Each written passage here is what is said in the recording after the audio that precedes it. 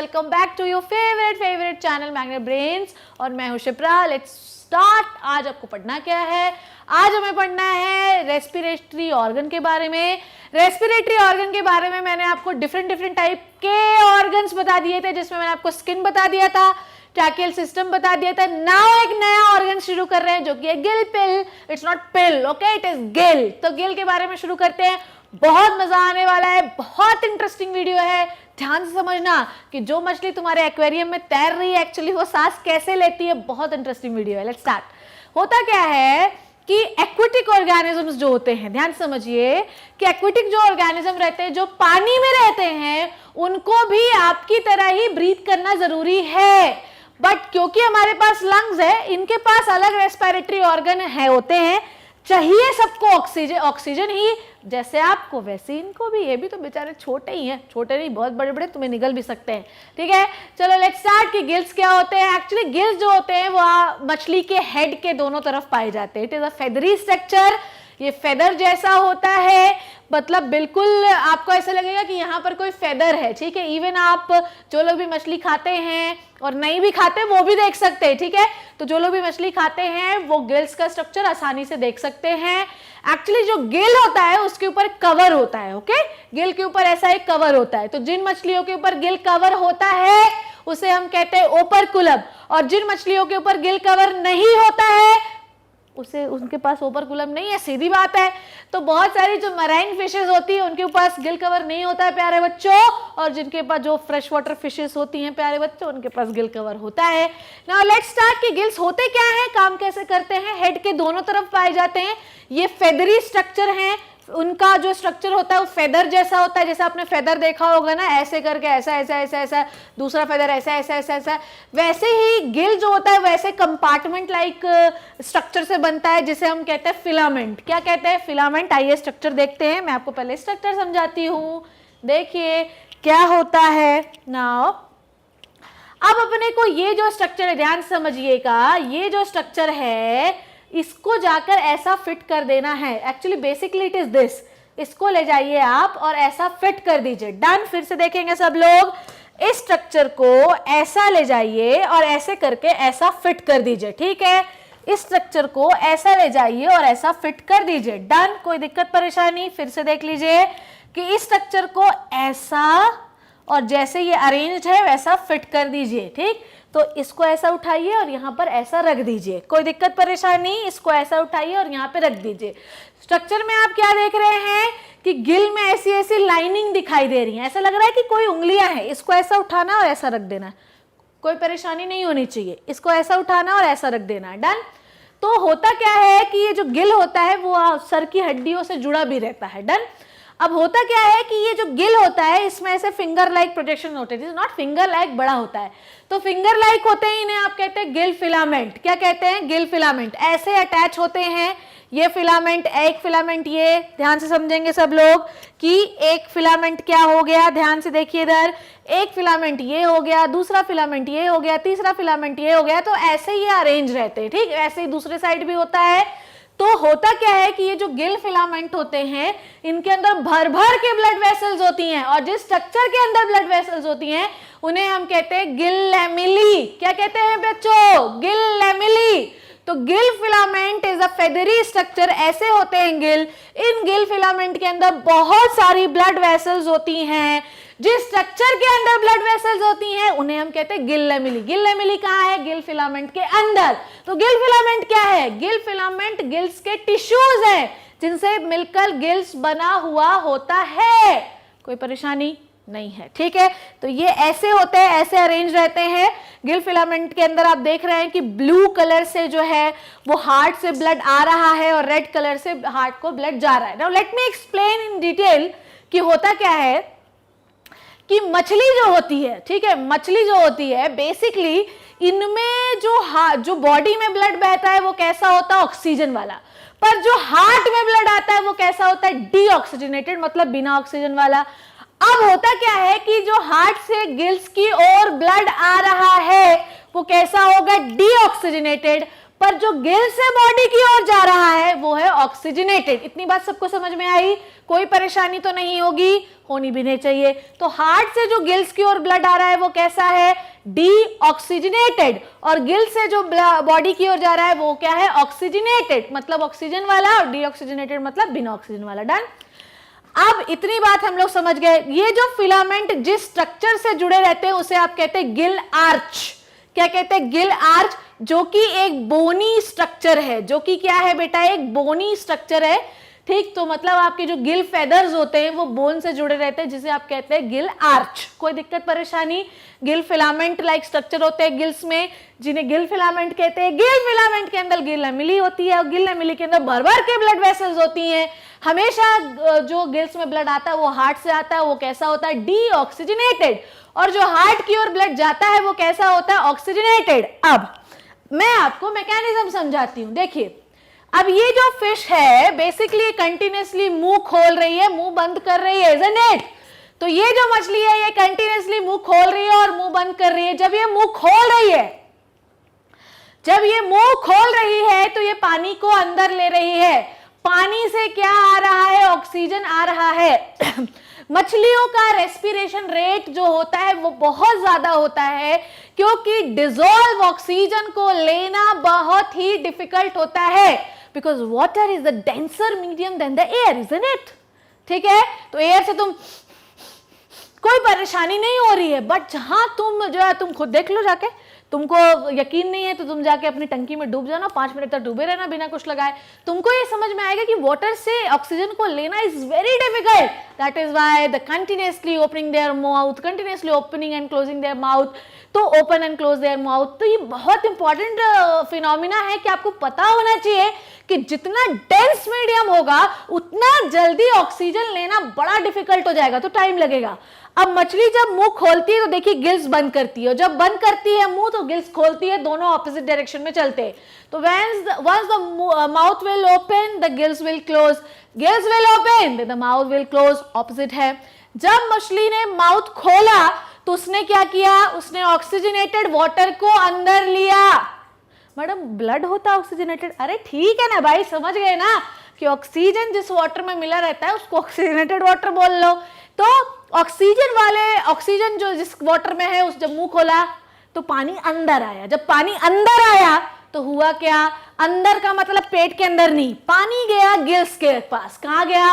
Gills के पास। अभी gills बंद है, अभी गिल्स क्या है? बंद है। अब गिल्स में क्या सप्लाई हो रही है कंटिन्यूअसली? वो ब्लड की। ब्लड कहां से आ रहा है? हार्ट से। हार्ट से जो ब्लड आता है वो कैसा होता है? डीऑक्सीजनेटेड। क्या है उसके पास? Carbon dioxide. तो अब जब आप मुंह खोलेंगे, आप मतलब मछली, जब मछली मुंह खोलेगी तो पानी अंदर आएगा। पानी की हेल्प से क्या अंदर आएगा? ऑक्सीजन। अब मछली क्या करेगी कि सारा पानी कहां की ओर पहुंचाएगी? गिल्स की ओर। अब उसके चारों तरफ क्या सप्लाई है? ब्लड की। तो ब्लड पानी को दे देगा कार्बन डाइऑक्साइड और पानी से ले लेगा ऑक्सीजन। अब आपका गिल्स का ब्लड कैसा हो गया? ऑक्सीजनेटेड। कहां चला जाएगा? बॉडी की ओर।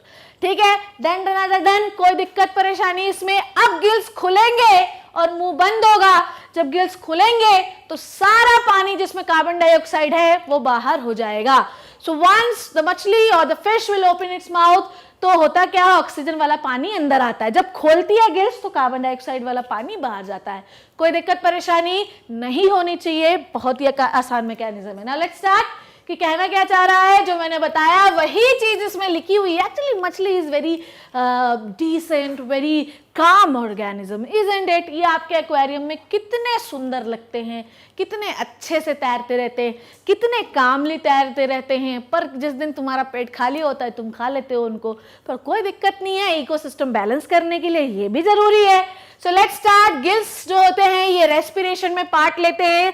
Let me draw this in the red colour because my favourite is red. Okay, तो रेस्पिरेशन जो होता है ये फिश में होता है, ठीक, हमारे में भी होता है, पर इनके में किसके थ्रू हो रहा है? गिल्स के थ्रू। ओके, गिल्स कहाँ होते हैं? इनके साइड ऑफ द हेड में होते हैं। गिल्स जो होते हैं वो एक फेदरी स्ट्रक्चर से बने होते हैं जिसे हम कहते हैं Gill filament. Gill filament feathery structure of finger like होते हैं, तो सरफेस एरिया बढ़ जाता है। तुमने इंटेस्टाइन में पढ़ा होगा 10th क्लास में, नहीं पढ़ा है तो आप 10th का वीडियो देख सकते हैं। तो होता क्या है कि फेदरी स्ट्रक्चर कैसा है, ऐसा, ठीक, ये फिलामेंट ऐसे होते हैं जिसके अंदर ब्लड सप्लाई होती है। अब ये क्या करते हैं, आसानी से पानी से ऑक्सीजन खींचने के लिए रिस्पॉन्सिबल है। ज्यादा सरफेस एरिया तो ज्यादा से ज्यादा ऑक्सीजन, पढ़ाया है ना कि रेस्पिरेटरी ऑर्गन का जो सरफेस एरिया होना चाहिए शुड बी लार्ज, ठीक है। तो ज्यादा गिल फिलामेंट जो होते हैं वो फेदरी स्ट्रक्चर होते हैं, फेदरी मतलब ये। अब मुझे बताओ किसका सरफेस एरिया ज्यादा होगा, इसका कि इसका? ऑब्वियसली इसका, ज्यादा सरफेस एरिया तो ज्यादा ऑक्सीजन अंदर आएगी, तो सरफेस एरिया ज्यादा होगा तो फटफट आप ऑक्सीजन को खींच लेंगे। लार्ज सरफेस एरिया जरूरी है गैसेज एक्सचेंज के लिए एक्वेटिक ऑर्गेनिज्म में, क्योंकि पानी इज अ डेंस मीडियम, उससे ऑक्सीजन लेना बहुत डिफिकल्ट काम है। नाउ नेक्स्ट थिंग, हर फिलामेंट में होते हैं लेमिली। क्या होते हैं? लेमिली, बताया मैंने आपको। लेमिली के अंदर क्या होती हैं? बहुत सारी ब्लड वेसल्स, ठीक है।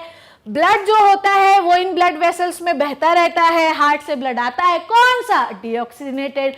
हार्ट की ओर यहीं से ब्लड जाता है, it is oxygenated. Fish take the oxygen rich water by their mouth and pump it over the gills.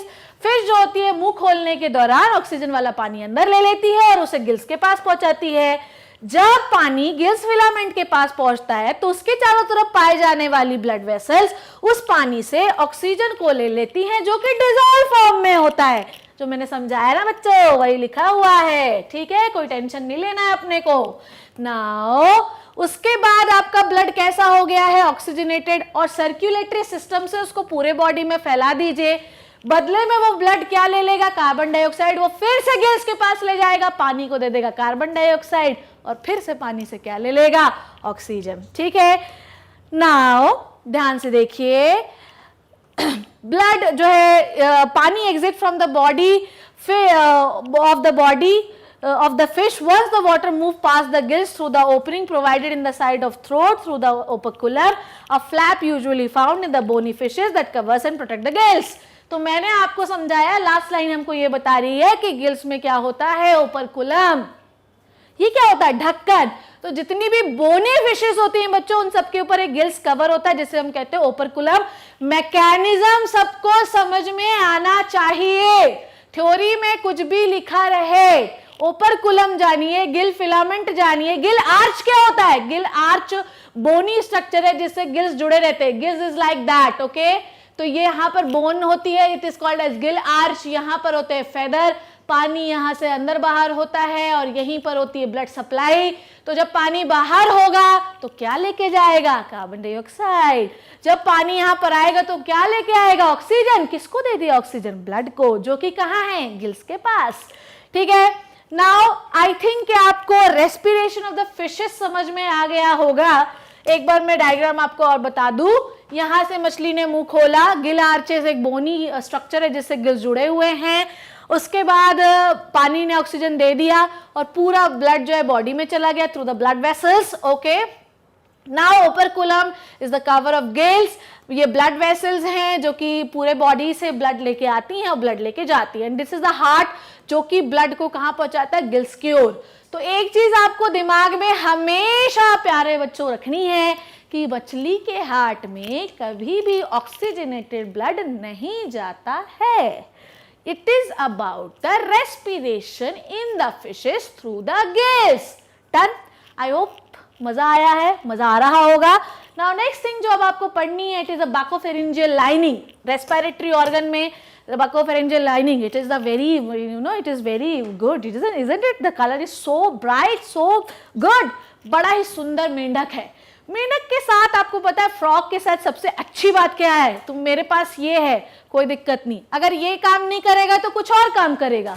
तो एक चीज याद रखनी है कि frog is a very versatile organism, बहुत वर्सेटाइल होता है। होता क्या है कि जब वो टर्र टर्र करता है, देख रहे हैं आप, ये मेंढक जो है वो टर्र टर्र कर रहा है, तो इसके this is called as buccopharyngeal cavity. This is called as buccopharyngeal cavity. पैर नहीं देखना है, बकोफेरिंजियल कैविटी। बकल है, ये हो गई बकल कैविटी। बकल कैविटी मतलब माउथ कैविटी, और ये हो गया फेरिंग्स। तो buccal cavity and the pharynx is called as buccopharyngeal cavity. यहां पर बकोफेरिंजियल, ये हो गई बकल कैविटी एंड, और ये हो गया फेरिंग्स।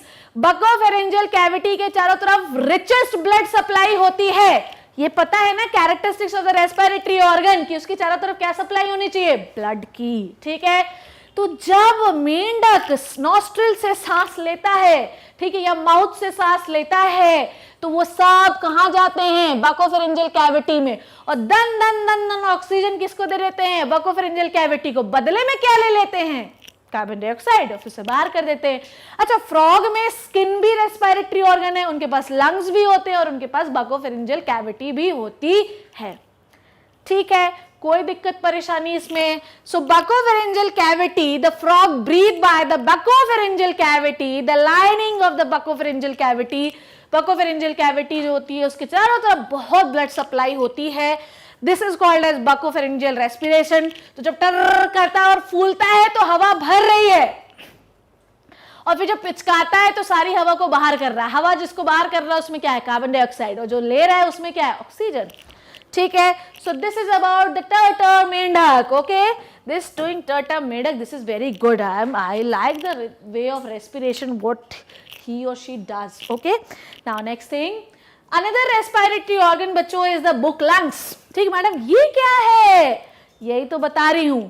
जो आपके स्कॉर्पियंस होते हैं, स्टिक्स होते हैं, माइट्स होते हैं, इवन जो आपके एरिकनिडा क्लास के होते हैं, जो बेसिकली आर्थ्रोपोडा जो फाइलम है उसकी एक क्लास है एरिकनिडा। एरिकनिडा क्लास के जितने भी मेंबर्स हैं उनके पास एक स्पेशल रेस्पिरेटरी ऑर्गन होता है जिसे हम कहते हैं book lungs. Actually it is not the lung but it is a lung like structure, जो ये बताता है कि आगे चलोगे तो तुम्हारे पास भी फेफड़ा लंग्स रहेंगे। ठीक है, नेक्स्ट थिंग कि इनके पास जो लंग्स होते हैं इट इज लाइक द, जैसे लगता है ना बुक के पेजेस हैं, ये देखो ऐसा नहीं लग रहा है बुक के पेजेस हैं।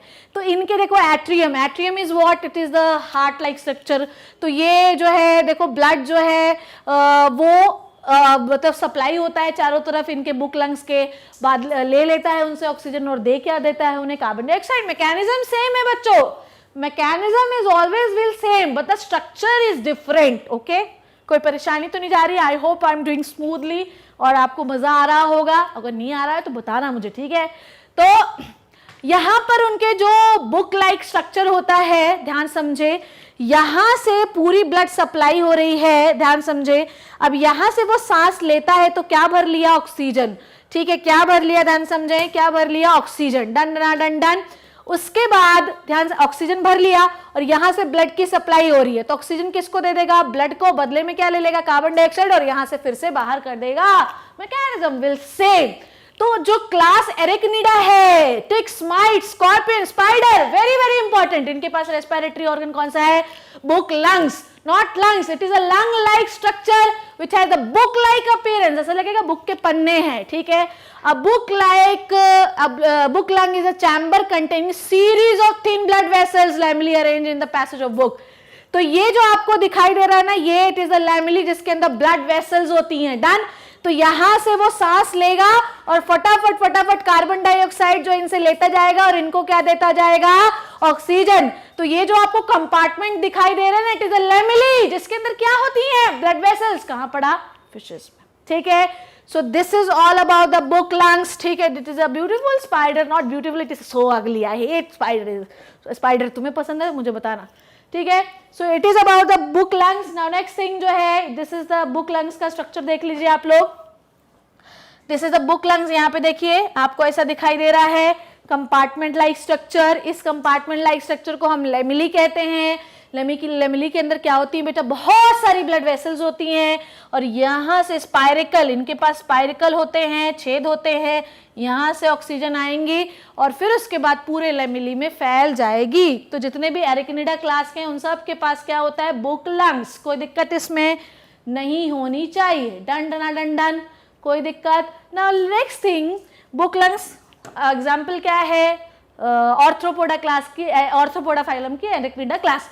इसमें कोई भी कंफ्यूजन नहीं होना चाहिए, इसमें book like compartment like arrangements होते हैं। ठीक है, now next thing is the book gills. देखो कितना बढ़िया दिखाई दे रहा है बुक गिल्स। ये देखिए बुक लाइक अरेंजमेंट, ऐसा नहीं लग रहा कि पेजेस हैं। देखो बुक लाइक अरेंजमेंट, देखो बुक लाइक अरेंजमेंट दिख रहा है सबको, आसानी से दिखेगा। ये देखिए बुक, ऐसा लग रहा है पेजेस है, इसको उल्टा करा अपन ने तो ये ऐसा दिखाई देता। देखो देखो ये ऐसा, देखो अभी फैलेगा ये पूरा, तो देखो अपने पेजेस ऐसा लगेगा फैलाएगा, ये देखो। ठीक है, तो it is called as book gills. Book gills found in the horseshoe crab. Actually it is the horseshoe crab. ऐसे लगेगा कि हॉर्स आपका जैसे लगेगा हॉर्स शू है ये, ठीक है. It consist the membranes folds arrange in the leaves of book, ठीक है. तो इनके में ऐसा लगेगा ये मेम्ब्रेनस फोल्ड्स हैं, ऐसा लगेगा कि कोई बुक के पन्ने हैं. तो ये फोल्ड ऐसे हो जाते हैं कि ऐसा लगेगा कि बुक है, ठीक है. और book gills is found in the marine king crab and horse shoe crab, जिसको आप कहते हैं, ये याद रखना है, बहुत बहुत बहुत इंपॉर्टेंट है.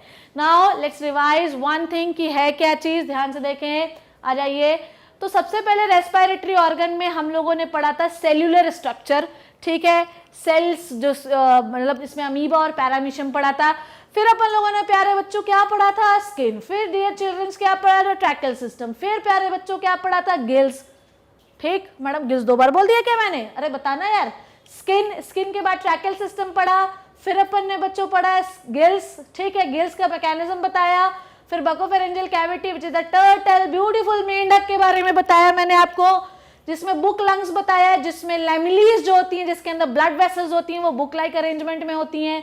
फिर मैंने आपको बुक गिल्स बताया, जिसमें पन्ने लाइक अरेंजमेंट होता है, डन डना डन डन, हॉर्स शू क्रैब, और जिसे आप किंग क्रैब कहते हैं. It is the structure of the it has the structure like book gills, ठीक है, जिसमें बुक लाइक पन्ने होते हैं. काम वही है, काम वही है. चारों तरफ ब्लड सप्लाई होगी, ये इनहेल करेंगे, इनहेल कर नहीं सकते, इनके पास छेद होते हैं जिन्हें आप स्पाइरिकल कहते हैं, ठीक है. और अगर नॉस्ट्रिल भी है, बहुत सारे में नॉस्ट्रिल भी होते हैं, लेकर अंदर एक्सचेंज करेंगे. मैकेनिज्म सेम है, मैकेनिज्म सेम है, बस पता होना चाहिए कि किस में होता है. तो एरिक्निडा क्लास में क्या था, बुक लंग. हॉर्सशू क्रैब में क्या है, बुक गिल्स. डन. तो this is all about the respiratory organ बच्चों. I hope children you enjoyed this lecture. If are not please use to do this, ठीक है, क्योंकि बड़ा ही इंपॉर्टेंट है, पढ़ना बहुत जरूरी है if you want to qualify the NEET, ठीक है. इसके बाद मैं जब ये टॉपिक खत्म हो रहा है तो I will provide you a DPP, उसे सॉल्व करना और फिर मुझे उसका आंसर बताना. आई विल सॉल्व, मैं भी सॉल्व करूंगी तुम्हारे साथ, तुम भी करना, फिर बड़ा मजा आएगा. और जब तुम सिलेक्ट हो जाना तब मुझे क्रेडिट देना, ठीक है. सो आपको ये लेक्चर समझ में आया होगा. In the next class will start a new fresh topic, human respiratory system. इंतजार करिए नेक्स्ट क्लास का. Thank you so much. Hey dear student, welcome back to your favourite channel magnet brains. मैं हूं शिप्रा और आपका इस चैनल में बहुत बहुत स्वागत है, जहां पर आपको एक क्वालिटी एजुकेशन प्रोवाइड कराई जाती है. So let's start. कि आज हमको क्या पढ़ना है, आज हमको पढ़ना है ह्यूमन रेस्पिरेटरी सिस्टम के बारे में. हम लोगों ने डिफरेंट एनिमल्स में डिफरेंट टाइप के रेस्पिरेटरी ऑर्गन के बारे में पढ़ लिया है. आज आपको पढ़ना है respiratory system of the human being. I hope you are excited, you are happy and you must be knowing about something about this. तो आपको पता होगा थोड़ा बहुत कि ये होता क्या है. रेस्पिरेटरी सिस्टम आप लोगों ने क्लास 10th में भी पढ़ रखा है, तो घबराने की जरूरत नहीं है. थोड़ा उसी का एलैबोरेशन है, थोड़ा नहीं थोड़ा ज़्यादा है, ठीक है. So let's start and keep enjoying this lecture, ठीक है. Don't make it harsh. और आपको ये नहीं समझना है कि बड़ा डिफिकल्ट है, हमको समझ में ही नहीं आ रहा. No, it's very easy breezy, very smooth, बस देखते जाओ, ठीक है. So let's start. Human respiratory system. This is a handsome man जो कि सांस ले रहा है. एक्चुअली ये देखिए, जब वो सांस ले रहा है उसके बाद उसकी पूरी सांस जो है, पूरी हवा जो है वो कहाँ की ओर जा रही है, लंग्स की ओर जा रही है. डन. पूरी हवा कहाँ की ओर जा रही है, लंग्स की ओर जा रही है. तो जब भी वो ब्रीथ करता है तो वो पूरी सांस कहाँ की ओर भर देता है, लंग्स की ओर भर देता है. नाउ ह्यूमन रेस्पिरेटरी सिस्टम के अंदर बहुत बहुत सारे ऑर्गन हैं प्यारे बच्चों, बहुत सारे ऑर्गन्स हैं, ठीक है. कौन कौन से हैं, इस लेक्चर में हमको वही सारी चीजें पढ़नी है. तो ह्यूमन रेस्पिरेटरी सिस्टम को बेसिकली हम 2 पार्ट्स में डिवाइड करते हैं. एक होता है बच्चों रेस्पिरेटरी ट्रैक्ट, जिसे हम कंडक्टिंग जोन भी कहते हैं. डन. अब मान लीजिए कि आपको आपके घर के दरवाजे के अंदर घुसना है, पर सबसे पहले आपको वहां जाना पड़ेगा ना, तो आप जाओगे, ठीक. तो this conduction is called as conducting zone. तो जब भी आपको घर पर जाना है, जब भी आप चाहते हैं कि घर के दरवाजे के अंदर आप एंट्री लें, then what you people do, आप क्या करेंगे, जाएंगे, जाते आप लंग्स में जाकर एक्सचेंज करेंगे. लंग्स मतलब आपका घर. तो जब आप ट्रैवल कर रहे हैं या जब आपकी एयर ट्रैवल कर रही है, then the travelling pathway is called as conduction zone. कोई प्रॉब्लम तो नहीं, होने भी नहीं चाहिए। बहुत मजेदार चीज है ये। एक्चुअली ह्यूमन फिजियोलॉजी के हर chapter is very very interesting, ठीक है। और जो लोगों को ये पूछ रहे हैं कि कहाँ से पढ़ा रहे, कैसे पढ़ा रहे, सब आपके एनसीईआरटी में दिया हुआ है, और मैं वन शॉट वीडियो भी बनाऊंगी, तो टेंशन नहीं लेना है, ठीक है। सो ह्यूमन रेस्पिरेटरी सिस्टम को बेसिकली हम दो पार्ट्स में प्यारे बच्चों डिवाइड करते हैं। One is the conducting zone बेटा, और दूसरा होता है लंग्स। रेस्पिरेटरी ट्रैक्ट जिसे आप कहते हैं कंडक्टिंग जोन। कंडक्टिंग जोन का मतलब ही यही होता है कि अब आप हवा का ट्रैवल करवाइए, और जहां जहां हवा, जैसे देखिए ये पूरा जो है, ध्यान से देखिए इस आदमी को, बहुत जो है तो क्लियर हो जाएगा। ये जो पूरा पाथवे जब आप हवा को ट्रैवल करा रहे हैं, it is called as conducting zone.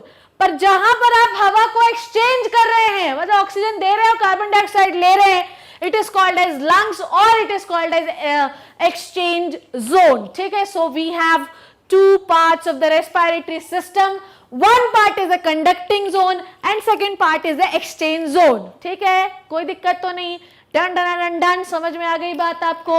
Now what is the respiratory tract? It is a passage जब नाक से लेकर फेफड़ा, फेफड़ा लंग्स, ठीक है। तो नाक से लेकर लंग्स में जब आप हवा पहुंचाते हैं, तो ये जो पाथवे आप फॉलो कर रहे हैं, it is called as respiratory tract. तो मतलब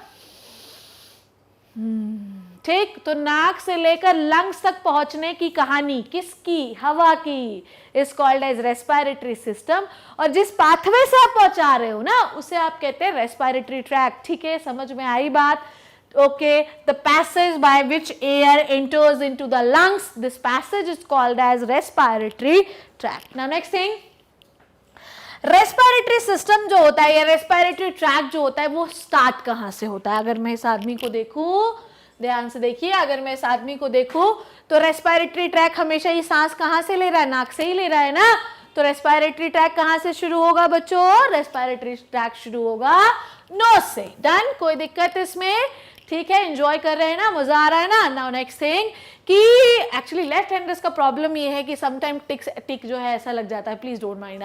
ठीक है, तो रेस्पिरेटरी सिस्टम जो होता है या रेस्पिरेशन जो होता है, first step of the respiration is the breathing, ventilation mechanism पढ़ेंगे बाद में। पर जब आप सांस लेते हैं लाइक दैट, तो आप कहां से शुरू कर रहे हैं? आप शुरू कर रहे हैं नोज से। तो पहला जब आप रेस्पिरेशन पार्ट शुरू करेंगे तो आप सांस लेंगे और नोज इन्वॉल्व होगी। डन। अब the cavity of the nose is called as nasal cavity. The cavity of the nose is called as nasal cavity. क्या है मैं आपको बताऊंगी। अब आपको ध्यान से समझना है, ठीक है, कि होता क्या क्या है। इधर देखेंगे सब लोग। ओके, ये डायग्राम है। This is a very beautiful well labelled diagram of the nasal passage which started from the nose. Please look at this. ठीक है, very very important, very very important, ध्यान से देखिए। So this is your nose, ठीक, so this is your nose, ठीक, this is your nasal passage, ठीक, isn't it? This is the nasal passage जो आपको दिखाई नहीं दे रहा है, इसके पूरा पैसेज होता है इसके पीछे। आपको सिर्फ कितना दिखाई देता है? आपको तो सिर्फ इतना ही दिखाई देता है ना, पर इसके पीछे पूरा एरिया ये है। So this is the nose जहां से आप सांस ले रहे हैं। This is your nasal passage, this is your nasal passage. चलिए बैक टू द स्लाइड, ठीक है, आ जाइए। क्या कह रहे हैं? So the path is start from the knows और उसके बाद वो कैविटी में खुलता है, जिसे आप कहते हैं nasal cavity. Human has a dirhinous condition. Madam ये क्या है अलग सा? When you people have, when you carry, तुम्हारे पास है ही बच्चों, ठीक है, you people have two nostrils, ठीक है, तुम्हारे पास दो नॉस्ट्रिल्स होते हैं, that is why you are dirhinous condition. Okay, dirhinous condition, ठीक है, डन, कोई दिक्कत ना। नेक्स्ट थिंग अब आपको समझनी है, ये डायराइनियस मतलब कि वी हैव टू नॉस्ट्रिल्स, ठीक, ओके। नाउ अब अच्छा, बहुत सारे लोग इसको ये बोलते हैं we have two nares. Okay, we have external nares, ठीक है, we have external nares and we have internal nares, ठीक है, ध्यान से सब लोग देखेंगे। Why we are dirhinous condition? Because we have two openings, we have two openings. मैं आपको दिखाती हूं क्या है वो, ध्यान से देखेंगे, डायग्राम देखिए। तो यहां पर होते हैं एक्सटर्नल नेयर जिसको आप कहते हैं nostril, this is the nostril. Okay, अब आपका नॉस्ट्रिल हवा को ले जाकर इस एरिया में खोलता है, तो इस एरिया में जिससे खुलेगी it is called as internal nare. इसे क्या कहते हैं? Internal nare. Done done done done. तो एक्सटर्नल नॉस्ट्रिल जो आपको बाहर दिखते हैं, यहाँ के एंड पर होते हैं इंटरनल नेयर्स, ठीक है, इनको आप क्या कहते हैं? Internal नेयर्स। Done done done done. तो एक्सटर्नल नॉस्ट्रिल्स होते हैं जिन्हें आप नेयर्स, एक्सटर्नल नेयर कहते हैं, और एक्सटर्नल नेयर हवा को नेजल पैसेज में ले जाकर छोड़ते हैं, और नेजल पैसेज की ओपनिंग जो होती है, जो यहाँ पर होती है, it is called as internal nare, जो हवा को फेरिंग्स तक पहुंचाने का काम करती है, ठीक है। So we have two nares, one is the external nair into the nasal passage or the nasal chamber, and the internal nair कहाँ खोलती है? उसे pharynx में। So we have two nares, external nair and internal nair. External nair opens from nostril to the nasal chamber and internal nair open from the nasal chamber to the pharynx. Then that is why we are dirhinous condition, ठीक है। Now next thing, the small anterior part of the nasal chamber is called as nasal vestibule. Let's come to the diagram. Okay, done done done done. Okay, this is the nasal vestibule. Look at this area. अब मैं तुम्हें अपने नाक में बताती हूँ what is the nasal vestibule. This is the nasal vestibule. Okay, this is the nasal vestibule. Okay, this is the nasal vestibule. Done. तो आप कौन सी कंडीशन वाले हैं बच्चों? We are dirhinous condition. We are dirhinous condition. Enjoy करना, मजा करो, ध्यान से सुनो भी साथ साथ, ठीक है। तो वी हैव डायराइनियस कंडीशन। डायराइनियस कंडीशन मतलब एक्सटर्नल नेयर और इंटरनल नेयर, और ये जो एरिया है इसे आप कहते हैं वेस्टिब्यूल। क्या कहते हैं? वेस्टिब्यूल। डन। कोई दिक्कत इसमें नहीं होनी चाहिए, और होगी तो प्लीज मुझे बताना। सो दिस इज द वेस्टिब्यूल, कोई दिक्कत नहीं है। चलो आगे बढ़ते हैं। Both nasal chamber is separated each other by the hyaline cartilage. Now this is the nasal passage. Done. This is the nasal passage. अगर मैं डायग्राम में देखूंगी, ठीक है, आ जाइए। सो this is the nasal passage. Let me clear all this. Okay, so this is the nasal passage, ठीक। ये जो आपको दिख रहा है ना, इसके पीछे का पूरा एरिया है।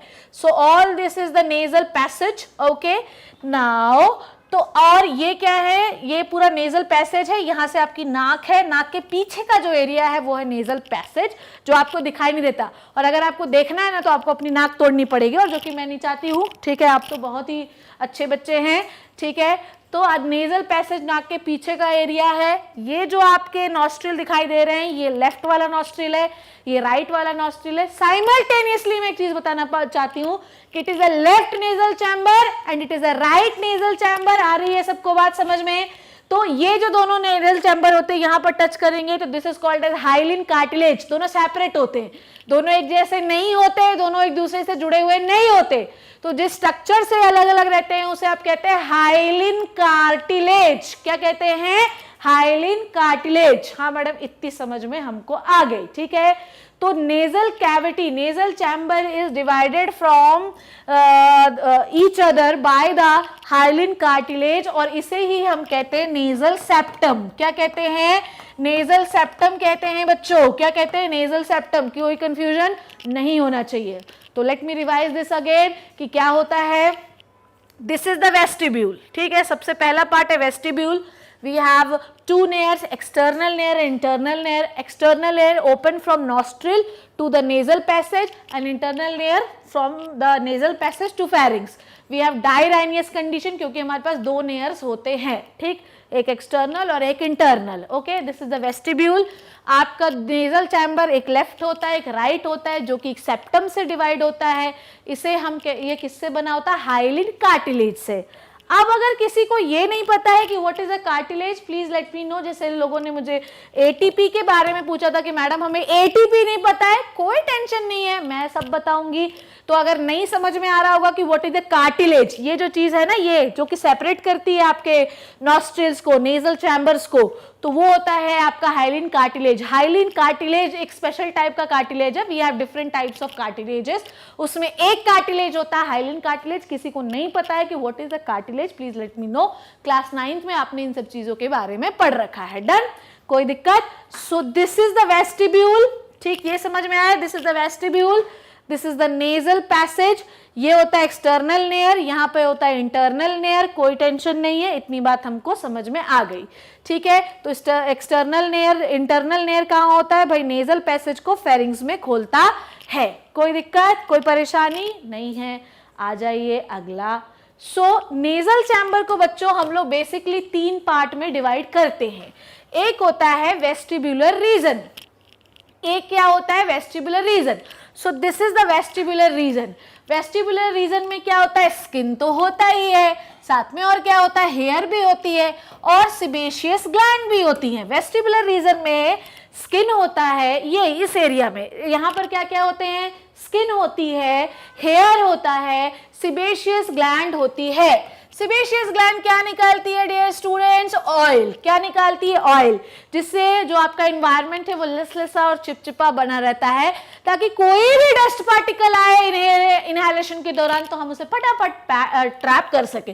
देखो कभी कभी तो लगता है कि हमको सब पता है, तो देखो लिखा भी हुआ है कि in this manner the vestibule trap the dust particle so that it can not enter into the internal environment. कोई कंफ्यूजन? यहाँ क्या क्या है, स्किन है, सिबेशियस ग्लैंड है और हेयर्स हैं। सिबेशियस ग्लैंड क्या निकालती है, ऑयल, ठीक। अब आते हैं दूसरा, रेस्पिरेटरी रीजन, ठीक है। रेस्पिरेटरी रीजन क्या है, देखिए, this is called as respiratory region. Let me rub all this, ठीक है। So this is the respiratory region, this is the vestibular region and this is the respiratory region. Let me write this with the blue color, I love the blue color too, ठीक है। So this is the respiratory region, okay, so this is the respiratory region। कोई दिक्कत परेशानी इसमें, this is the respiratory region। हाँ madam इतना समझ गए, ओके। आ जाइए, respiratory region क्या बोलता है। रेस्पिरेटरी रीजन के बारे में अगर हम लोग पढ़े, सो वेस्टिबुलर इज द सबसे पहला part, respiratory reason is the middle part. Middle region lined by the respiratory epithelium which is ciliated pseudostratified columnar epithelium which is highly vascular। सब लोग समझेंगे, इधर देखें, सब लोग आ जाएं, इधर आओ, इधर आओ। देखो होता क्या है, सब लोग देखें कि this is the respiratory reason. अब इस ये जो रेस्पिरेटरी रीजन आपको दिखाई दे रहा है, ये किससे लाइंड रहता है, किससे कवर रहता है, it is a pseudo stratified columnar ciliated epithelium. ये क्या होता है मैडम, ठीक है, ध्यान से देखो, ओके। मैं इसको बनाती हूँ, तो ये किससे लाइंड रहता है, स्यूडो स्ट्रैटिफाइड कॉल्यूमिनर एपिथेलियम। यहाँ पे बनाती हूँ। रेस्पिरेटरी रीजन सबको क्लियर हो गया है, कोई कंफ्यूजन तो नहीं है ना इसमें, और अगर होगी तो प्लीज बच्चों मुझे बताना, क्योंकि it may be little bit different, okay, और लिटिल बिट डिफिकल्ट, क्योंकि इसके बारे में आपने कभी पहले सुना नहीं था, पर you have to study because you have to give the NEET and AIIMS as well, ठीक है। सो वेस्टिबुलर रीजन आपको समझ में आया, what is the vestibular region, why I have always change the first slide, okay.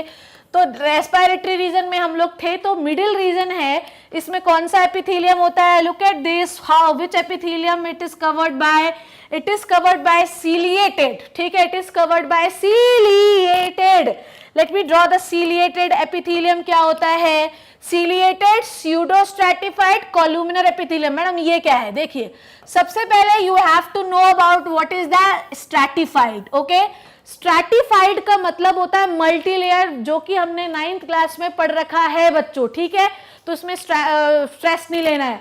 तो middle वाला जो reason होता है, जिसे हम रेस्पिरेटरी रीजन कहते हैं, जो इसके पीछे होता है, वो किससे कवर रहता है, इस वाली एपिथेलियम से कवर रहता है।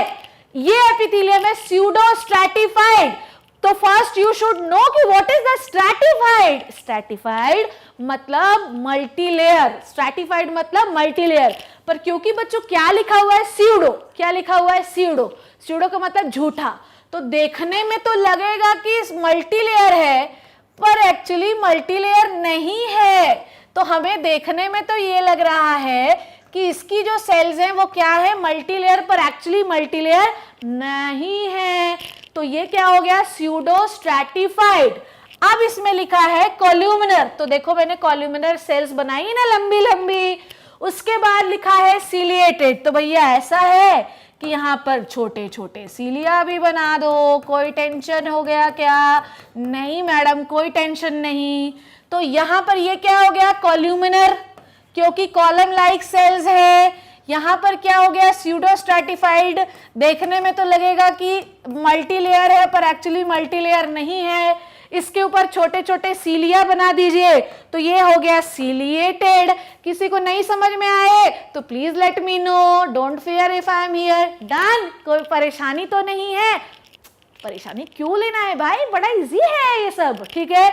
तो आपका जो मिडिल वाला रीजन होता है वो इस एपिथेलियम से कवर रहता है। Epithelium is a type of tissue, okay. It contains the mucus and the serous cells, ठीक है।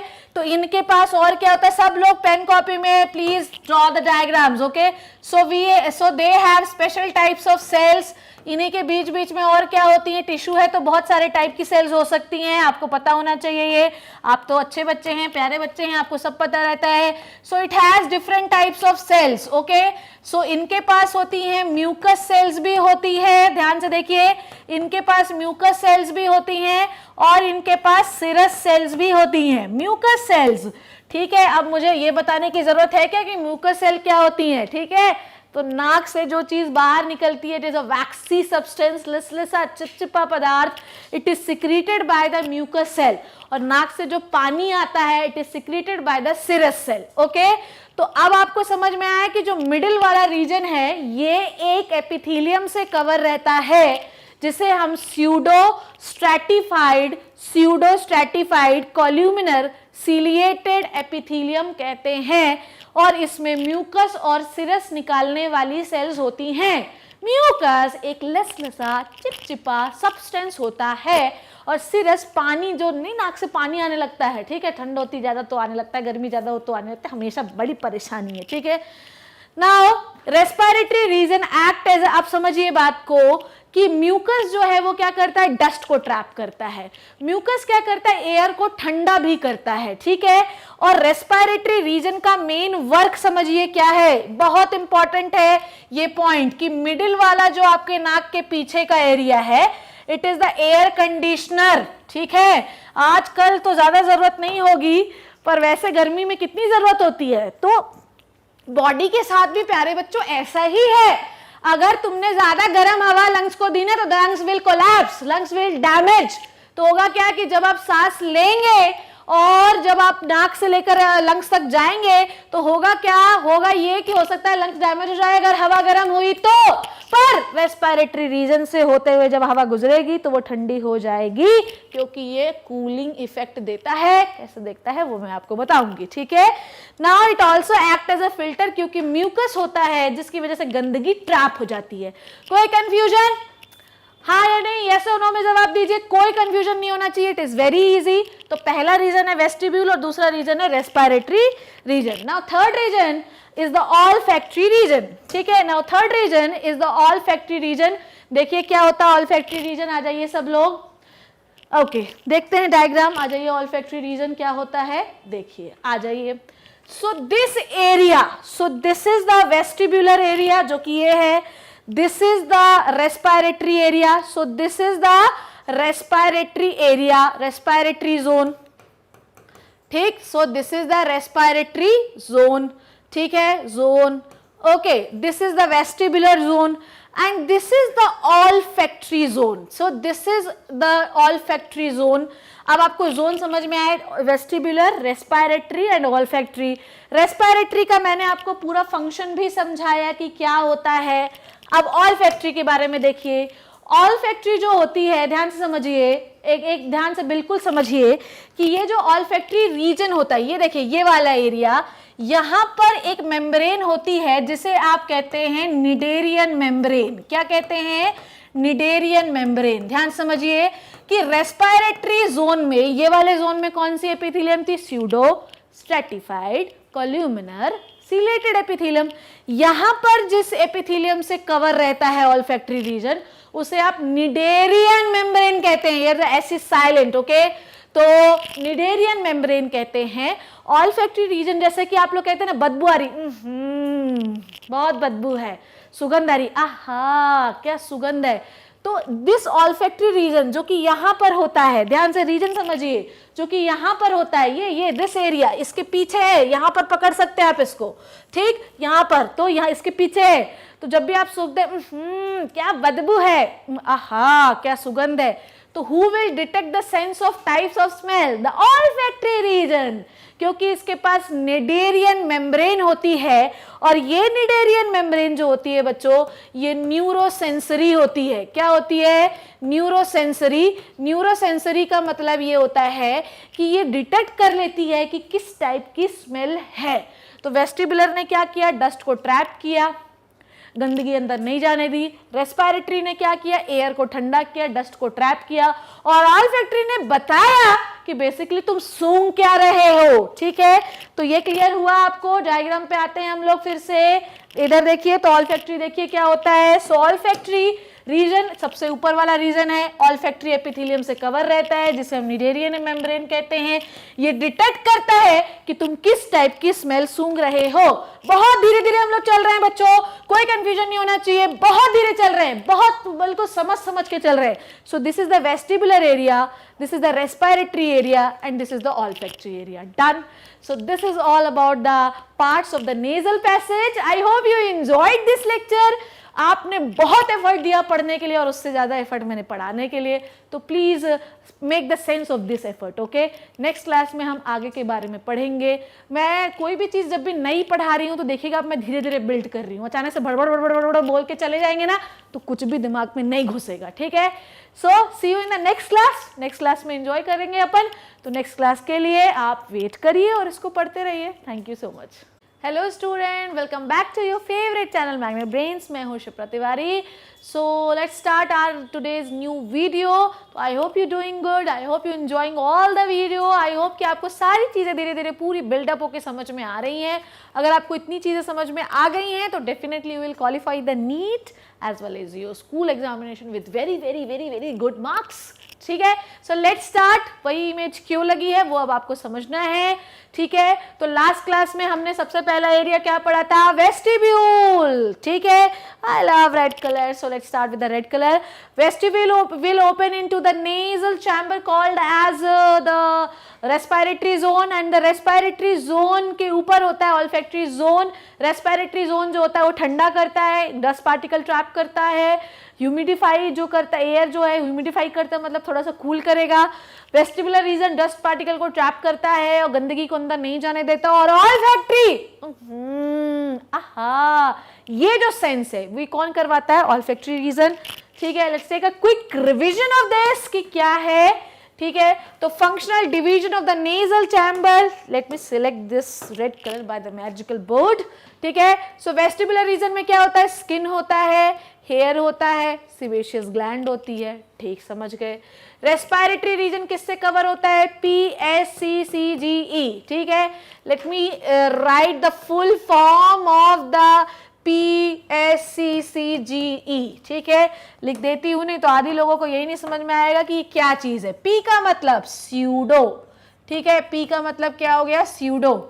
S का मतलब क्या हो गया? S का मतलब हो गया स्ट्रैटिफाइड। S का मतलब क्या हो गया? स्ट्रैटिफाइड। ठीक है, C का मतलब क्या हो गया? कॉल्यूमिनर। C का मतलब क्या हो गया? कॉल्यूमिनर। ठीक है, और दूसरे C का मतलब क्या हो गया? सीलिएटेड। ठीक है, और G का मतलब क्या हो गया? ग्लैंडुलर, क्योंकि म्यूकस सेल्स भी होती हैं, मैंने आपको लास्ट क्लास में बताया, जो कि म्यूकस ग्लैंड निकालती हैं। और E का मतलब हो गया एपिथेलियम। तो जो आपका रेस्पिरेटरी रीजन होता है वो इस वाली एपिथेलियम से कवर रहता है। इसमें क्या होती है? Goblet cell. गॉबलेट सेल क्या निकालती हैं बच्चों? निकालती हैं म्यूकस। ठीक है, जो अलग अलग नाम है मैं उसको एकदम अच्छे से इलैबोरेट करके समझा रही हूँ। ठीक है, तो वेस्टिबुलर रीजन आपको समझ में आया। ठीक है, रेस्पिरेटरी रीजन आपको समझ में आया।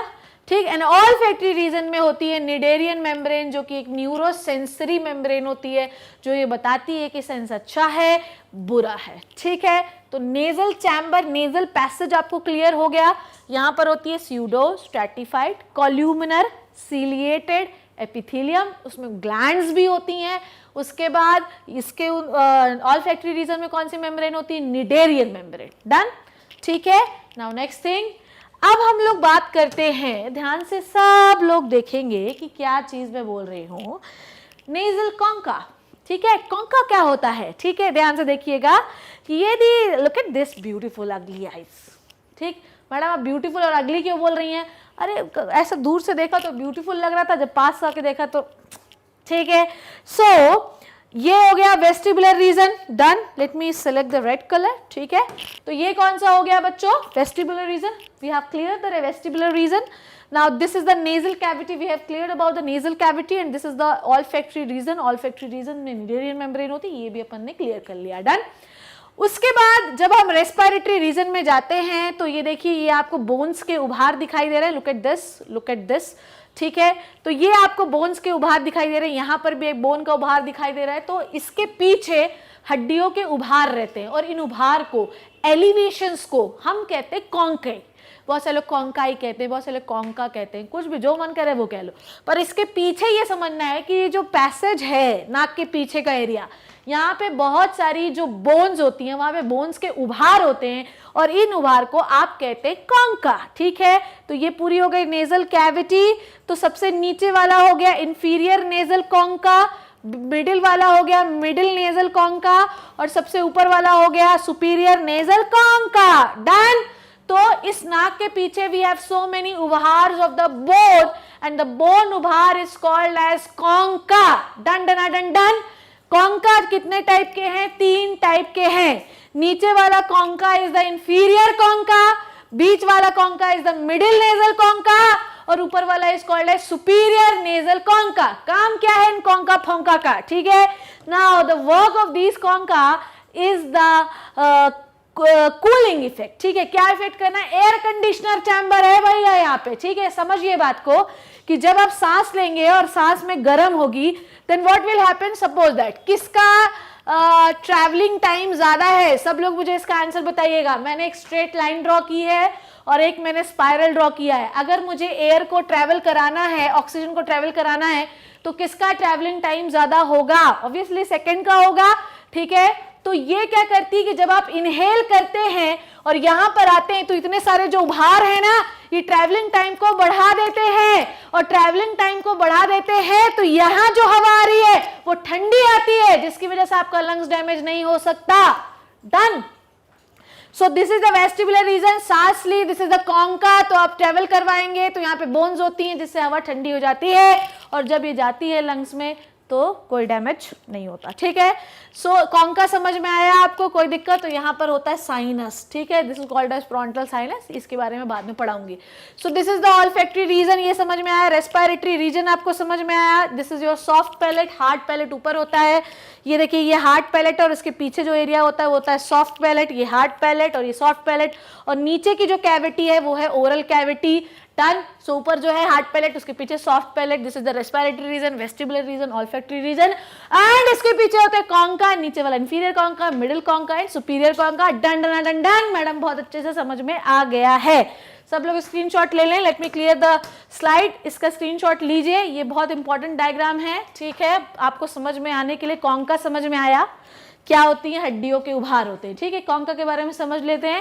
Eight the several places the bones around the nasal passage form the outgrowth, ठीक है। आउटग्रोथ समझ में आया, उबड़ खाबड़, ठीक।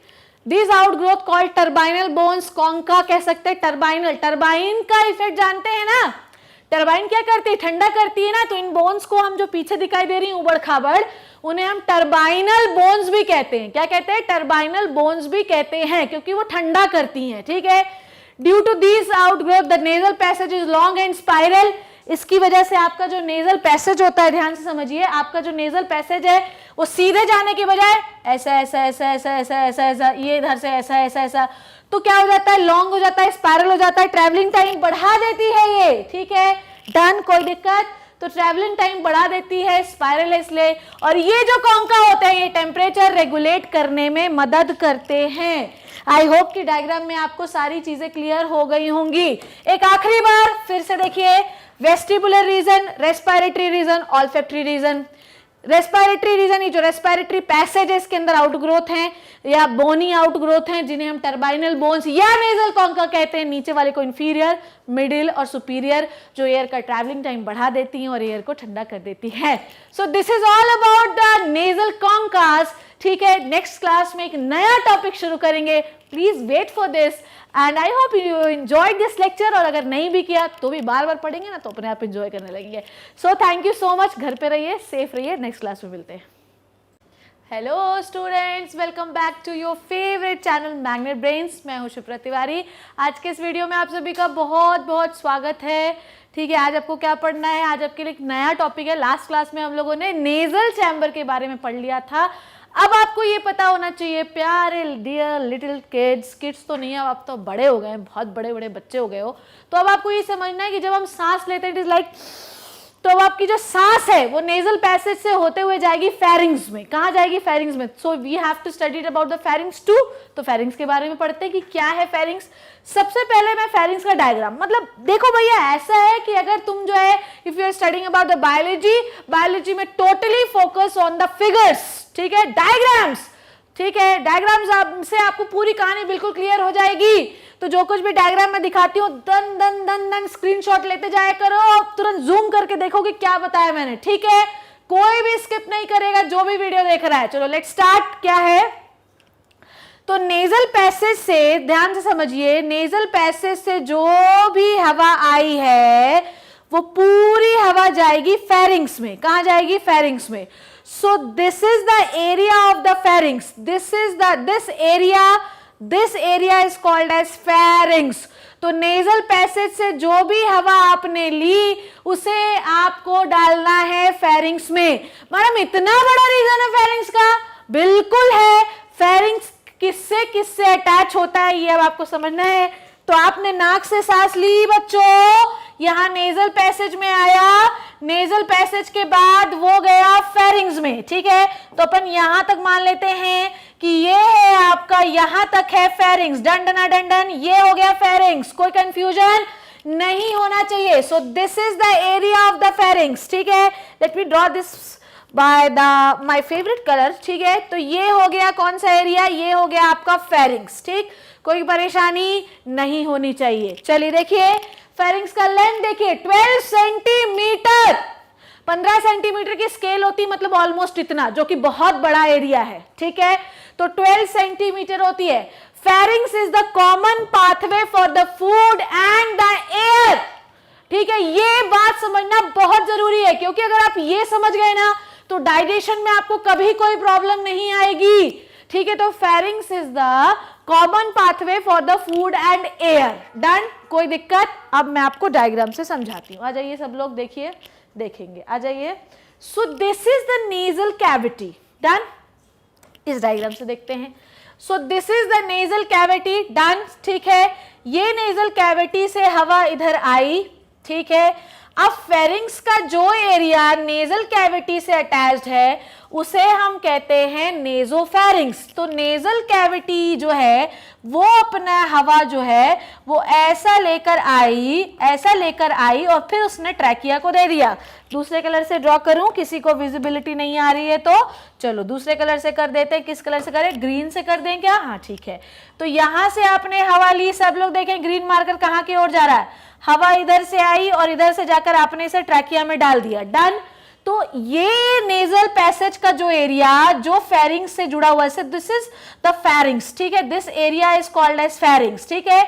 So this area of the pharynx जो कि नेजल पैसेज से जुड़ा हुआ है उसे आप कहते हैं नेजोफेरिंग्स। तो हवा आई, फेरिंग्स से होते हुए आपने उसको ट्रैकिया में डाल दिया, डन। ये समझ में आया? सो this is the nasal cavity, यहां से हवा आई और आपने उसको ट्रैकिया में डाल दिया। कोई दिक्कत परेशानी नहीं होनी चाहिए। सो दिस एरिया जो कि नेजल पैसेज से, this area, look at this area बच्चों, प्यारे बच्चों, किड्स देखिए इधर से कि यहाँ पर जो आपका एरिया है जो कि नाक वाले एरिया या नेजल पैसेज से जुड़ा हुआ है, मतलब मुंह के जस्ट ऊपर, ठीक है, मुंह के जस्ट ऊपर। तो ये जो एरिया है, this area is called as nasopharynx, ठीक है। तो नेजल पैसेज का जो एरिया फेरिंग से जुड़ा हुआ है, this area is called as pharynx, okay. So this area is called as pharynx. Nasal passage का जो एरिया फेरिंग से जुड़ा हुआ है it is called as nasopharynx. और इस डायग्राम से आपको क्लियर हो जाएगा जो नेक्स्ट वाला है। आ जाइए देखिए क्या है, देखिएगा, okay. So this area, okay, look at this area, ठीक है, मैं यहां ड्रॉ कर दे रही हूं, दिस एरिया, ठीक। So this area is the pharynx area, done. Pharynx area कितने सेंटीमीटर का है? 12 सेंटीमीटर का। नेजल कैविटी जो है, ध्यान से देखिए, नेजल कैविटी का जो एरिया फेरिंग से जुड़ा है उसे कहते हैं नेजोफेरिंग्स। ओरल का जो एरिया फेरिंग से जुड़ा है जो कि ये है, it is called as oropharynx. और larynx, this is called as larynx, यहाँ पे लेरिंग्स है, तो लेरिंग्स का एरिया जो जुड़ा हुआ है फेरिंग से, it is called as laryngopharynx. तो फेरिंग्स, नेजल जुड़ा हुआ है फेरिंग से, this area is pharynx, okay. जो तीनों के पीछे का एरिया है, it is called as pharynx. Done done done done. नाक के, मुंह के और लेरिंग्स के, इनके जस्ट पीछे का एरिया क्या है? फेरिंग्स। तो आपको हवा देनी है तो फेरिंग से होते जाओगे, खाना देना है तो फेरिंग से होते हुए जाओगे, और आवाज तेज बोलोगे तो भी फेरिंग्स की वजह से ही। तो हवा गई फेरिंग से होते हुए नीचे चली गई ट्रैकिया में, तो नाक का जो एरिया फेरिंग से जुड़ा है नेजोफेरिंग्स। माउथ का जो एरिया जुड़ा हुआ है फेरिंग से, इट इज ओरोफेरिंग्स। और लेरिंग्स जो कि ट्रैकिया के ऊपर होता है, वो भी देखो यहाँ पर एंड में, अल्टीमेटली एंड पे ये जो एरिया फेरिंग्स का है वो भी तो लेरिंग्स के साथ जुड़ा हुआ है, it is called as laryngopharynx और हाइपोफेरिंग्स। चलिए आ जाइए फिर से देखते हैं। So pharynx is the 12 centimetre tube जो कि तीनों के पीछे होता है, नाक, माउथ और लेरिंग्स के, ठीक है। It can be divided into the 3 part. Nasopharynx, nasopharynx जो होता है, nasopharynx is the only respiratory upper part which internal layer open. तो कुल मिला के जो इंटरनल लेयर होती है ओपन होती है, वो किस में होती है? फेरिंग्स में ओपन होती है, ठीक है। तो मैं आपको फिर से डायग्राम दिखाती हूँ एक बार, इधर देखेंगे सब लोग, आ जाइए।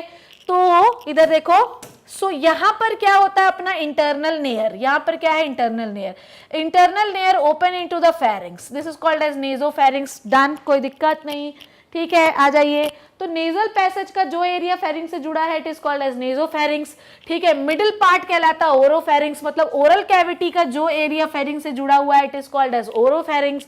और जो पार्ट लेरिंग्स का फेरिंग से जुड़ा हुआ है, इट इज कॉल्ड एज लेरिंजोफेरिंग्स, ठीक है, कोई दिक्कत। और मुंह, जो यहाँ पे फॉसेस क्या होता है, ठीक, जब आप मुंह खोलते हो ना तो ये जो खुला हुआ एरिया है, इट इज कॉल्ड एज फॉसेस, ठीक है। फिर से एक बार एक्सप्लेन कर देती हूं मैं, ठीक है। आ जाइए सब लोग, देखिए। सो एवरीवन प्लीज देखिए इधर। So this area is called as pharynx, this area, ठीक। नेजल पैसेज का जो एरिया जुड़ा हुआ है, इट इज नेजोफेरिंग्स, ठीक है। ओरल का जो फेरिंग से जुड़ा हुआ है, ओरोफेरिंग्स। और लेरिंग्स का जो एरिया फेरिंग से जुड़ा हुआ है, इट इज कॉल्ड एज लेरिंजोफेरिंग्स। सब लोग इस एरो को बिल्कुल ध्यान से देखिए। नेजल कैविटी, ये होते हैं इंटरनल नेयर्स, ये क्या है? इंटरनल नेयर्स, ठीक। ये हवा को फेरिंग्स में जोड़ते हैं, तो ये एरिया क्या हो गया? नेजोफेरिंग्स, नेजोफेरिंग्स, ठीक है, ओके। ये हो गया ओरल, ओरल से खाना खाए आप, और ये हो गया फेरिंग्स का एरिया, तो it is called as oropharynx. ये हो गया लेरिंग्स का एरिया जो कि फेरिंग्स से जुड़ा है, it is called as laryngopharynx. समझ में आ रहा है? एरो को बिल्कुल ध्यान से देखिए सारे बच्चों, ये बड़ा ही कंफ्यूजन वाला सब वो है, टॉपिक है। तो ये एरिया हो गया फेरिंग्स का एरिया, ठीक, ये एरिया हो गया फेरिंग्स का एरिया। इट इज द, कितने सेंटीमीटर ट्यूब की है ये? कितने सेंटीमीटर की है? 12 सेंटीमीटर। अब पहला हिस्सा जो फेरिंग्स से जुड़ा है, नेजोफेरिंग्स, ओरल फेरिंग्स, और ये लेरिंजर फेरिंग्स। समझ में आई बात? कोई कंफ्यूजन? तो आपने खाना खाया तो जो है तो फेरिंग्स में आया। अब आपको एक बात ध्यान से समझनी है, इधर देखेंगे सब लोग, ये वाला डायग्राम देखिए, आ जाइए। देखिए, जब आप खाना खाते हैं, ध्यान समझिए, जब आप खाना खाते हैं यहाँ से, तो आपका खाना गया ईसोफेगस में। सब लोग मेरे मार्कर की ओर देखिए कि यहाँ पर मान लीजिए आपने खाना खाया, let me draw the food from the black colour, ठीक है। तो मान लीजिए आपने खाना खाया, तो आपका खाना जा रहा है, ये देखो सब लोग इस ब्लैक ब्लैक बॉल की ओर देखिए, तो ये जो जा रहा है खाना, ये हो गया ईसोफेगस में चला गया, ठीक है। अब मैं हवा बना रही हूँ, हवा I will draw with the blue colour, okay, blue colour नहीं, इट में भी सिमिलर।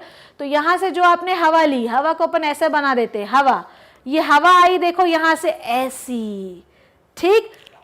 तो ये चीज आपको समझना है कि जो आगे ट्यूब होती है वो होती है ट्रैकिया, और जो पीछे ट्यूब होती है वो होती है ईसोफेगस। तो यहाँ से खाना गए तो पीछे वाली ट्यूब में जाएगा, it is called as oesophagus, और यहाँ से आप हवा लाएंगे तो it is called as trachea, ठीक है। आई बात समझ में? तो नेजल कैविटी, सॉफ्ट पैलेट, जीभ लगाइए ऊपर, तो ऊपर आपको हार्ट फील होता है, जब आप पीछे जाएंगे तो आपको सॉफ्ट फील होगा, it is soft palate, oral cavity मतलब माउथ, ये हो गई टंग। एपिग्लॉटिस के बारे में मैं आपको बताऊंगी, लैरिंक्स जो कि ट्रैकिया के ऊपर होता है, और ये हो गया ट्रैकिया, ठीक है। सो इट इज अ नेजोफेरिंक्स, ओरोफेरिंक्स, लेरिंजोफेरिंक्स, ये बात आपको समझ में आ जानी चाहिए। फिर से समझाओ क्या, ठीक है। तो फेरिंक्स आपका 12 सेंटीमीटर का एरिया है जिससे नाक भी जुड़ी होती है, माउथ भी जुड़ा होता है और लैरिंक्स भी जुड़ा होता है। तो अगर नाक जुड़ी है, नेजल पैसेज जुड़ा है तो it is called as nasopharynx, mouth जुड़ा है तो ओरोफेरिंक्स जो कि जुड़ा ही रहता है, और लैरिंक्स जुड़ा है तो it is called as laryngopharynx. Please मुझे ये बताना कि सबको ये डायग्राम क्लियर है या नहीं है। वैसे इसमें किसी भी प्रकार का कोई बहुत बड़ा साइंस है नहीं, ठीक है। So this area is the pharynx, this area is the pharynx. So I hope you enjoyed the lecture. I hope you learned about the pharynx. I hope कि आपको ये समझ में आ गया कि कौन कैसे जुड़ा होता है, नेजोफेरिंक्स क्या है, ओरोफेरिंक्स क्या है और लेरिंजोफेरिंक्स क्या है, ठीक है। In the next class I will tell you कि किस तरीके से आप खाना खाते हैं तो सांस नहीं ले सकते, ठीक। इससे आपको ये फिनोमिना और भी बहुत ज्यादा अच्छे से क्लियर हो जाएगा। आई होप कि आपने लेक्चर बहुत अच्छे से एंजॉय किया होगा बच्चों, ठीक है। घर पे अच्छे से सोइएगा और फिर इन लेक्चर को फ्रेश माइंड से और एक बार देखिएगा, और अगर नहीं समझ में आए, ठीक है, so see you in the next class, ठीक है। ऑल द बेस्ट, घर पे रहिए, सेफ रहिए। Hello dear student, welcome back to your favourite channel magnet brains. मैं हूँ Shipra Tiwari. I hope you doing good. I hope कि आप बहुत अच्छे होंगे, बहुत खुश होंगे, क्योंकि अब आपके लिए एक नया वीडियो शुरू होने वाला है, वो भी 11th क्लास का। तो जो भी बच्चे इसे देख रहे हैं बिल्कुल ध्यान से देखिएगा, क्योंकि मैंने हर कुछ पढ़ाया है जो नीट और स्कूल एग्जामिनेशन में आने वाला है। इस चैप्टर के बाद will shoot a one shot video जिसमें आपको सब कुछ दिया जाएगा, तो घबराने की जरूरत नहीं है। सब कुछ आपको पढ़ाया जा रहा है, तो बिल्कुल स्ट्रेस नहीं लेना है, ठीक है। उसके बाद जब ये अभी आपको, आई होप कि आपको आज शाम तक या कल सुबह तक आपको आपकी DPQ मिल जाएगी, daily practice question, daily practice paper, daily practice sheet, सब कुछ एक ही चीज़ है। तो आपको ये सारी चीज़ें मिल जाएंगी, तो एटलीस्ट आप प्रैक्टिस कर पाएंगे। उसे आपको बिना देखे करना है, ताकि आपको ये समझ में आए कि जितना आपने पढ़ा उतना आपने सीखा या नहीं सीखा। तो चलिए स्टार्ट करते हैं। तो क्या पढ़ना है वो मैं अब आपको बताने वाली हूँ। लास्ट क्लास में, आज मैंने आपको फेरिंग्स का डायग्राम से ही क्यों शुरू किया है, क्योंकि लास्ट क्लास में हमने जो एंड किया था वो था फेरिंग्स, ओके, ठीक है। Pharynx is the common passage for the food and air, ये अपन को पता था। This area is called as pharynx, ठीक है। ये वाला जो एरिया है, जो ब्लू एरिया आपको दिखाई दे रहा है, it is called as pharynx, ठीक है। तो ये जो फेरिंग्स है आपको दिखाई दे रहा है, दिस ब्लू एरिया, सब लोग देखेंगे, इधर उधर घूमेंगे फिरेंगे नहीं, ठीक है। तो सब लोग बच्चे, प्यारे बच्चों, इधर देखिए कि it is a blue area, ठीक है। It is a blue area which is called as pharynx, done, okay. तो ये जो फेरिंग्स है इसमें क्या क्या ओपन हो रहा है, सब लोग देखिए। इसमें ओपन हो रही है आपकी नेजल कैविटी, दिख रही है सबको कि इसमें क्या ओपन हो रहा है, नेजल कैविटी, ओके, डन। उसके बाद इसमें क्या ओपन हो रहा है, ओरल कैविटी। इट मींस इसमें नेजल कैविटी मतलब नाक वाली कैविटी भी ओपन होती है, और ओरल कैविटी मतलब मुंह वाली कैविटी भी ओपन होती है, डन। नेजल कैविटी के बारे में अगर आपको पढ़ना है तो पिछला वीडियो पढ़िएगा, ठीक है। तो आपको ये मैंने लास्ट क्लास में समझाया था कि what is a pharynx. Pharynx में नेजल कैविटी भी ओपन होती है और ओरल कैविटी भी ओपन होती है। इट मींस कि अगर आप खाना खा रहे हैं तो भी आप फेरिंग्स से होकर गुजरेगा आपका खाना, और अगर आप ब्रीथ कर रहे हैं तो भी आपकी सांस फेरिंग्स से होकर गुजरेगी। It means pharynx is the common passage for food and air, done. अब आपने नेजोफेरिंग्स के बारे में तो पढ़ लिया था। नेजोफेरिंग्स में हम लोगों ने पढ़ा था कि जो भी आप सांस ले रहे हैं वो फेरिंग्स से होकर जा रही है। नेजल पैसेज के बारे में आपको मैंने सब कुछ पढ़ाया है, ठीक है। तो प्लीज उसके लिए टेंशन मत लीजिएगा कि आप ये कहां से पढ़े, कहां से पढ़े। पिछले वीडियोस में पूरा जो है दिया गया है, उन सबको आपको पढ़ना है। बिल्कुल सीक्वेंस में चल रहे हैं हम लोग, बिल्कुल जो आपके एनसीईआरटी में दिया हुआ है वही सीक्वेंस हम पढ़ रहे हैं। बस बात ये है बेटा कि नीट में अगर क्वेश्चन आता है तो एनसीईआरटी में दी तो एक लाइन ही रहती है, पर आ जाता है उसके अंदर से क्वेश्चन, तो इसके लिए हम लोग थोड़ा डिटेल से पढ़ते हैं। और जो लोग भी 11th बोर्ड्स का तैयारी कर रहे हैं उनके लिए तो बहुत ही बेनिफिशियल है। किसी बच्चे ने मुझसे पूछा था कि मैडम जो ये डायग्राम आप बता रही हैं, क्या ये डायग्राम स्कूल में आएगा? No, this diagram will not come to your school examination, ये नहीं आएगा। पर इसका एक डायग्रामेटिक रिप्रेजेंटेशन आपको दिखाना जरूरी है ना, क्योंकि जो चीज आप देखते हैं वो चीज आपको बहुत जल्दी याद रहती है, ठीक है। आपको कैसे याद है सलमान खान, शाहरुख खान? आपको इसलिए याद है क्योंकि आप उनको देखते हैं। तो अगर मैं आपको ये इमेज दिखाऊंगी तो आपके मन में याद रहेगा कि भाई नेजल पैसेज ऐसा गया था और ओरल पैसेज ऐसा आया था और एक पॉइंट ऐसा था फेरिंग्स का जहां पर दोनों मीट कर रहे थे, मैच हो रहे थे, मिक्स हो रहे थे, ठीक है। तो ये चीजें आपको विजुअल जो होता है ये इफेक्ट सेरिब्रम में आपके दिमाग में बहुत जल्दी आता है, ठीक है। तो जो भी चीज आप देखते हैं वो जल्दी आप सीखते हैं, ठीक है। So let's start, give the thumbs up, give the like कि अब आप शुरू करने वाले हैं कि इसके आगे आपको क्या पढ़ना है। तो नेजोफेरिंग्स के बारे में तो हम लोगों ने पढ़ लिया था। Let's start with the buccopharyngeal cavity, ठीक है। अच्छा मैडम, ये तो डाइजेशन का पार्ट होना चाहिए, बकल कैविटी है, तो आप इसमें क्यों पढ़ा रही हैं वो मैं अब आपको बताने वाली हूं, ठीक है। Now let's start, what is the buccopharyngeal cavity? Done. The part of buccal cavity, then question is what is the buccal cavity? Madam आपने buccal cavity तो पढ़ाया नहीं, तो तुम्ही ने तो बोला था कि वो पहले पढ़ाओ जो सिलेबस में आने वाला है, ठीक है। तो buccal cavity is this, ठीक। this cavity is called as buccal cavity। मैंने तुम्हें सिखाया कि चाहे नेजल फेरिंग्स हो चाहे ओरल कैविटी हो, ये दोनों कहाँ खुलते हैं? फेरिंग्स में खुलते हैं। Done done done done. अब बकोफेरिंजियल कैविटी के बारे में हम इसलिए पढ़ रहे हैं क्योंकि आपको ये जानना जरूरी है कि whenever you people swallow your food, done, जब भी तुम अपना खाना निगलते हो तो तुम सांस नहीं ले सकते हो, ठीक। ये क्या हुआ? ये तो हमें कभी पता ही नहीं था। अरे अगर ले सकते हो ना तो आज लेकर देखना, ठीक। अरे लेकर मत देखना भाई, कुछ खाना वाना अटक जाएगा, कल को जो है वीडियो नहीं देख पाओगे, ठीक। तो जब भी आप खाना निगल रहे होते हैं तब आप सांस नहीं ले सकते। You can't breathe whenever you swallow your food, okay. तो आप ब्रीथ नहीं कर सकते हैं। इसका मतलब ये है कि buccal cavity is related with the nasal cavity, nasal cavity से बकल कैविटी रिलेटेड है। इसलिए जैसे आपने नेजोफेरिंग्स पढ़ा था वैसे ही आपको बकोफेरिंग्स भी पढ़ना बहुत जरूरी है। और मैं आपको बताऊंगी कि आप खाना निगलते वक्त सांस क्यों नहीं ले सकते हैं। So stay tuned. चलिए, तो बकोफेरिंजियल कैविटी के दो पार्ट हैं, नाम से ही समझ में आ रहा है ना बच्चों। बकोफेरिंजियल मतलब बकल कैविटी प्लस फेरिंग्स, इसके कितने पार्ट होते हैं? दो part. The interior part is called as buccal cavity. Done.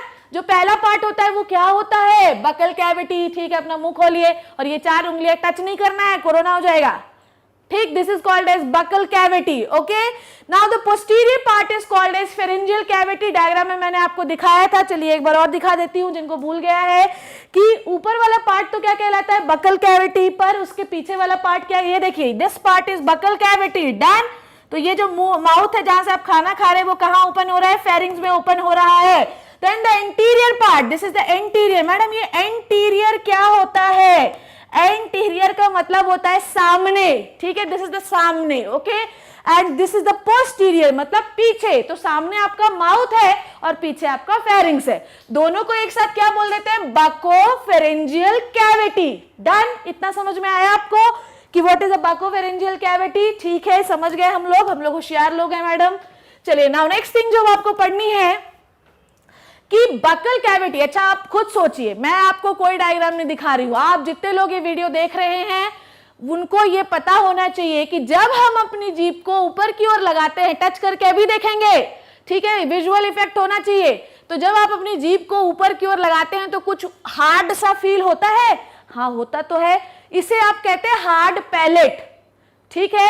इसे क्या कहते हैं? Hard palate. हिंदी में पता है इसका नाम क्या है? It is so funny. इसे कहते हैं कठोर तालू, आलू नहीं तालू, ठीक है। तो जब आप अपनी जीभ को ऊपर की ओर लगाते हैं तो बहुत हार्ड सा फील होता है, it is called as hard palate. Done. अब हार्ड पैलेट के नीचे होता है बकल कैविटी और ऊपर होता है नेजल कैविटी मतलब आपकी नाक, ठीक है। सो बकल कैविटी जो होती है उसको बकल कैविटी और नेजल कैविटी को सेपरेट करने के लिए जो स्ट्रक्चर होता है सबसे पहला है वो हार्ड पैलेट। ऊपर लगाते हैं आप जीभ तो जो हार्ड फील होता है, this is the hard palate. अब एक क्वेश्चन मुझे याद आ रहा है कि किसी ने मुझसे डाउट पूछा था कि मैडम नेजल पैसेज और नेजल चैम्बर दोनों एक ही चीज है क्या? नो, नेजल चैम्बर, बहुत सारे लोग नेजल चैम्बर और नेजल पैसेज को एक जैसा भी बोल सकते हैं। एक्चुअली चैम्बर ये कहलाता है और पैसेज भी यही कहलाता है। तो जो लोग ये पूछ रहे थे कि क्या चैम्बर और पैसेज एक जैसा है, हाँ एक जैसा ही है, ठीक है। तो आपको ये समझ में आया कि हार्ड पैलेट जो होता है वो क्या होता है? ऊपर की ओर होता है, हार्ड फील होता है, उसके ऊपर का पार्ट होता है नेजल कैविटी और नीचे का पार्ट होता है बकल कैविटी, ठीक है, समझ में आ गया? आई होप आपका ये लेक्चर स्मूथली जा रहा होगा, स्मूथली समझ में आ रहा होगा। नाउ नेक्स्ट थिंग इज कि इसके टर्मिनल पार्ट में अगर आप आए, अच्छा अब आप अगर लेक्चर देख रहे हैं तो ईयरफोन अपने कानों में लगा लीजिए और शीशे के सामने अपना मुंह खोल के खड़े हो जाइए। जब शीशे के सामने, मिरर के सामने आप अपना मुंह खोल के खड़े होते हैं तो आपको एक बेल शेप का स्ट्रक्चर बिल्कुल एंड पर लटकता हुआ दिखाई देता होगा। इसे कहते हैं यूव्यूला। डन। ये क्या था? यही तो 11th है, कुछ तो नई चीजें आपको सीखनी पड़ेंगी ना। तो देखिए मैं आपको बिल्कुल बेसिक से समझा रही हूं। आपको बहुत सारे चैनल्स में सब कुछ ऐसे ही समझा दिया गया होगा, उसका मतलब नहीं समझाया गया होगा, पर मैं आपको बिल्कुल एज इट इज एग्जैक्टली बता रही हूं कि ये होता क्या है। तो जब आप अपना मुंह खोलते हैं और आपको एक बेल शेप का स्ट्रक्चर लटकता हुआ दिखाई देता है तो इसे आप कहते हैं यूव्यूला। कौन सा ला? यूव्यूला। ठीक है, डन। ये समझ गए, हार्ट पैलेट समझ गए, हम लोग समझ गए buccopharyngeal cavity. Now next thing, ये जो यूव्यूला है इसका बहुत बड़ा रोल है जब आप खाने को निगलते हैं। डन। ठीक, जब आप खाने को निगलते हैं तो खाना जो है निगलते तो आप एक फोर्स लगाते हैं इस टाइप का। जब आप फोर्स लगाते हैं तो जो ये बेल शेप का स्ट्रक्चर लटक रहा है ना, ये ऊपर की ओर जाता है। डन। समझ में आया कि जब आप खाने को निगलते हैं तो ये बेल शेप का स्ट्रक्चर ऊपर की ओर जाता है। ठीक है, डन। तो ये it bend towards the pharyngeal cavity. ठीक है, ऊपर फेरिंग्स की ओर जाता है। ठीक, कोई दिक्कत परेशानी इसमें?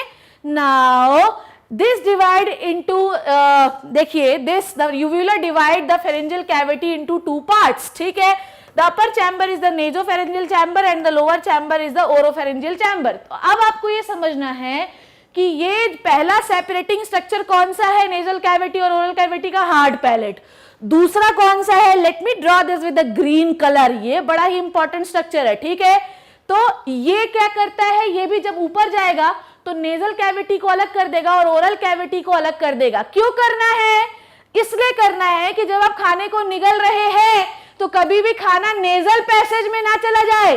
ठीक है, ऐसा कभी होता है ना कि हम जो है चबर चबर चबर चबर चबर बोले जा रहे हैं, मान ही नहीं रहे। अपनी मम्मी बोल रही थी चुप रहो, तो भी नहीं मान रहे। तो होगा क्या कि the food will goes into the nasal passage और आपको ठसका लगने लगेगा। और जब तक ठसका लगेगा, जब तक कि वो खाने के दाने जो है वो बाहर ना आ जाए, नाक से, मुंह से, कहीं से भी। ठीक है, तो इसे कहते हैं ठसका। इसीलिए खाते वक्त कभी भी बोलना नहीं चाहिए। जब हम खाने को निगलते हैं तो यूव्यूला ऊपर चला जाता है। यूव्यूला एक सेपरेटिंग स्ट्रक्चर है जो कि फेरिंग्स को दो भागों में डिवाइड कर देता है। ऊपर वाला पैसेज कहलाता है नेजल पैसेज या नेजोफेरिंग्स और लोअर चैम्बर कहलाता है ओरोफेरिंग्स। डायग्राम से समझेंगे अब हम लोग। ठीक है, इतनी बात सबको समझ में आई? बोलिए हाँ, समझ में आई। बहुत ही आसान चीज है, इसमें कुछ भी डिफिकल्ट नहीं था। Okay, done. ठीक है, स्मूथ जा रहे हैं हम लोग, कोई परेशानी तो नहीं है इसमें? ठीक है बच्चे लोग, अब इधर आई जाइए। क्या बोल रही हूं मैं कि whenever we people eat, this is the oral cavity, isn't it so neat and clean and so well labeled diagram? बहुत अच्छा है ये। तो ये जो आपको ऑरेंज कलर का दिख रहा है बच्चों, ये है ओरल कैविटी जिससे आप दिन रात खाते ही रहते हैं। ठीक है, मैं भी खाती हूँ, आप भी खाइए, खाना बहुत जरूरी है। और ओरल कैविटी के एंड पर होते हैं टॉन्सिल। अपनी ये दो उंगलियां निकालिए। ठीक है, जब भी हम लोग डाइसेक्शन करते हैं हॉस्पिटल में, नॉट हॉस्पिटल में या कभी भी स्कूल 11th 12th में, तो डाइसेक्शन करने के पहले जब हम लोगों को टॉन्सिल्स दिखाए जाते हैं तो हमेशा ऐसे दिखाए जाते हैं। दो उंगलियां इसको यहाँ पे लगाइए। ठीक है, यहाँ पर आपको कुछ गोल गोल सा हार्ड सा फील होता है। This is called as tonsil. ठीक है, ये क्या है? आपका टॉन्सिल है। ठीक है, तो ये कहलाता है टॉन्सिल। अच्छा, जो भी खाना आप खा रहे हैं उसके एंड पर, बकल कैविटी के एंड पर, आपके मुंह के एंड पर होता है टॉन्सिल। अब मेरी बात को ध्यान से समझना, मैं यहीं पे बताती हूँ। खाने में किसी भी प्रकार का इन्फेक्शन खा लिया ना तुमने, जैसे हम लोग जो है आज चलो ठीक है, आज चलो चौपाटी चलते हैं और यहाँ चलते हैं और ये खाते वो खाते, और मान लीजिए कि वो खाना 10 दिन पुराना है तो उसमें भर भर के इन्फेक्शन होगा। तो अब वो इन्फेक्शन टॉन्सिल से होकर गुजरेगा, यहाँ से होकर गुजरेगा और टॉन्सिल में भर भर के बहुत सारी व्हाइट ब्लड सेल्स होती हैं जो इन्फेक्शन को ट्रैप कर लेती हैं, तो कभी भी गंदगी आपके अंदर नहीं जा सकती। अब ये भी बेचारा क्या होता है कि है तो पार्ट ही आपके बॉडी का, तो अगर आपने दिन रात वही उल्टा सीधा खाया तो भर भर के इन्फेक्शन आता जाएगा और एक टाइम ऐसा आएगा कि ये भी काम करना थोड़ा कम कर देगा और इसमें खुद में इन्फेक्शन होने लगेगा जो आपको इन्फेक्शन से बचा रहा है। अब यहाँ पर आपको फूल जाएगा, लोग कहेंगे क्या हो गया, हमको टॉन्सिल हो गया। टॉन्सिल तो था ही तुम्हें पहले, एक्चुअली टॉन्सिल में इन्फेक्शन हो गया है और तुम्हें टॉन्सिलाइटिस हो गया है, तुम्हारे टॉन्सिल सूज गए हैं। अब कुछ दिन तक डॉक्टर बोलेगा गर्म पानी पियो, खिचड़ी खाओ, कुछ भी मसाले वाला मत खाना, फिर से टॉन्सिल रिकवर हो जाएगा। ठीक है, तो टॉन्सिल का रोल समझ में आया। इसको हम डिटेल में डाइजेस्टिव सिस्टम में भी पढ़ेंगे, तो घबराना नहीं है। ठीक है, स्मूथली चलना है। तो जब भी आपने खाना खाया तो अब वो जाएगा बच्चों कहाँ, वो गया ओरल कैविटी से, खाना अंदर गया, खाना अंदर गया। तो अब आपको क्या समझना है, ध्यान से देखिए, यहां से आ रहा है नेजल पैसेज, यहां से आ रहा है ओरल पैसेज और ये पॉइंट है जहां पर दोनों मीट करेंगे। ठीक है, यहां पर दोनों मीट करेंगे। पर अब आपको समझना है कि ये देखिए, ये जो हवा है वो यहां जाएगी पर खाना जो है वो यहां जाएगा, मतलब एक टाइम ऐसा है कि दोनों एक दूसरे को क्रॉस कर रहे हैं। It is like that. तो जो आगे जा रहा है वो है ट्रैकिया, जो पीछे जा रहा है वो है ईसोफेगस। समझ में आई बात। तो ये आ गया नेजल पैसेज जो आगे चला गया और ये आ गया ओरल पैसेज जो पीछे चला गया। तो खाना कहाँ जाता है, ईसोफेगस में, और हवा कहाँ जाती है, ट्रैकिया में। ठीक, तो इट इज लाइक दैट। तो जो आगे जा रहा है इट इज लाइक दैट, देखिए इट इज लाइक दैट। तो जो आगे जा रहा है वो क्या है, ट्रैकिया, जो पीछे जा रहा है वो क्या है, ईसोफेगस। ठीक है, समझ में आई बात। तो जो आगे जा रहा है वो क्या है, ट्रैकिया, और जो पीछे जा रहा है वो क्या है, ईसोफेगस। ठीक है, आ जाइए नेक्स्ट जो मैं आपको बता रही हूं, देखिए क्या है, ये हम समझ गए। ठीक है, अब आ जाइए क्या है, process of सॉलोइंग। Done. Buccopharyngeal cavity बताने का कारण ये है कि मैं आपको सॉलोइंग का प्रोसेस समझाना चाहती हूँ। ठीक है, हमें एक हार्ड पैलेट मिला जो नेजोफेरिंग्स और ओरोफेरिंग्स को अलग कर रहा है। डन। उसके बाद हमें एक यूव्यूला मिला जो कि बेल शेप का स्ट्रक्चर है, जब आप खाना निगलते हैं तो वो ऊपर चला जाता है, वो नेजल को अलग कर देता है और ओरल को अलग कर देता है। डन। जब आप खाना निगलते हैं तो आप सांस नहीं ले सकते। डन। टॉन्सिल क्या होता है ये समझ गए। डन। इतनी चीजें समझ में आ गई, बहुत अच्छी बात है। चलिए अब हम लोग बात करेंगे प्रोसेस ऑफ सॉलोइंग की, जो कि बहुत ही बेहतरीन जो है प्रोसेस है। इसके पहले ही जो वीडियो चल रहा है कुछ समझ में नहीं आएगा, और अगर आपको लग रहा है कि समझ में आ जाएगा तो फिर देखो समझ के बिना हमारे पढ़ाए। ठीक है, चलिए सबसे पहले आपको स्ट्रक्चर समझना पड़ेगा बच्चों। देखिए क्या है, आ जाइए। तो ये आपकी टंग है। ठीक, so this is your tongue. Tongue तो आई होप कि आप जानते ही होंगे।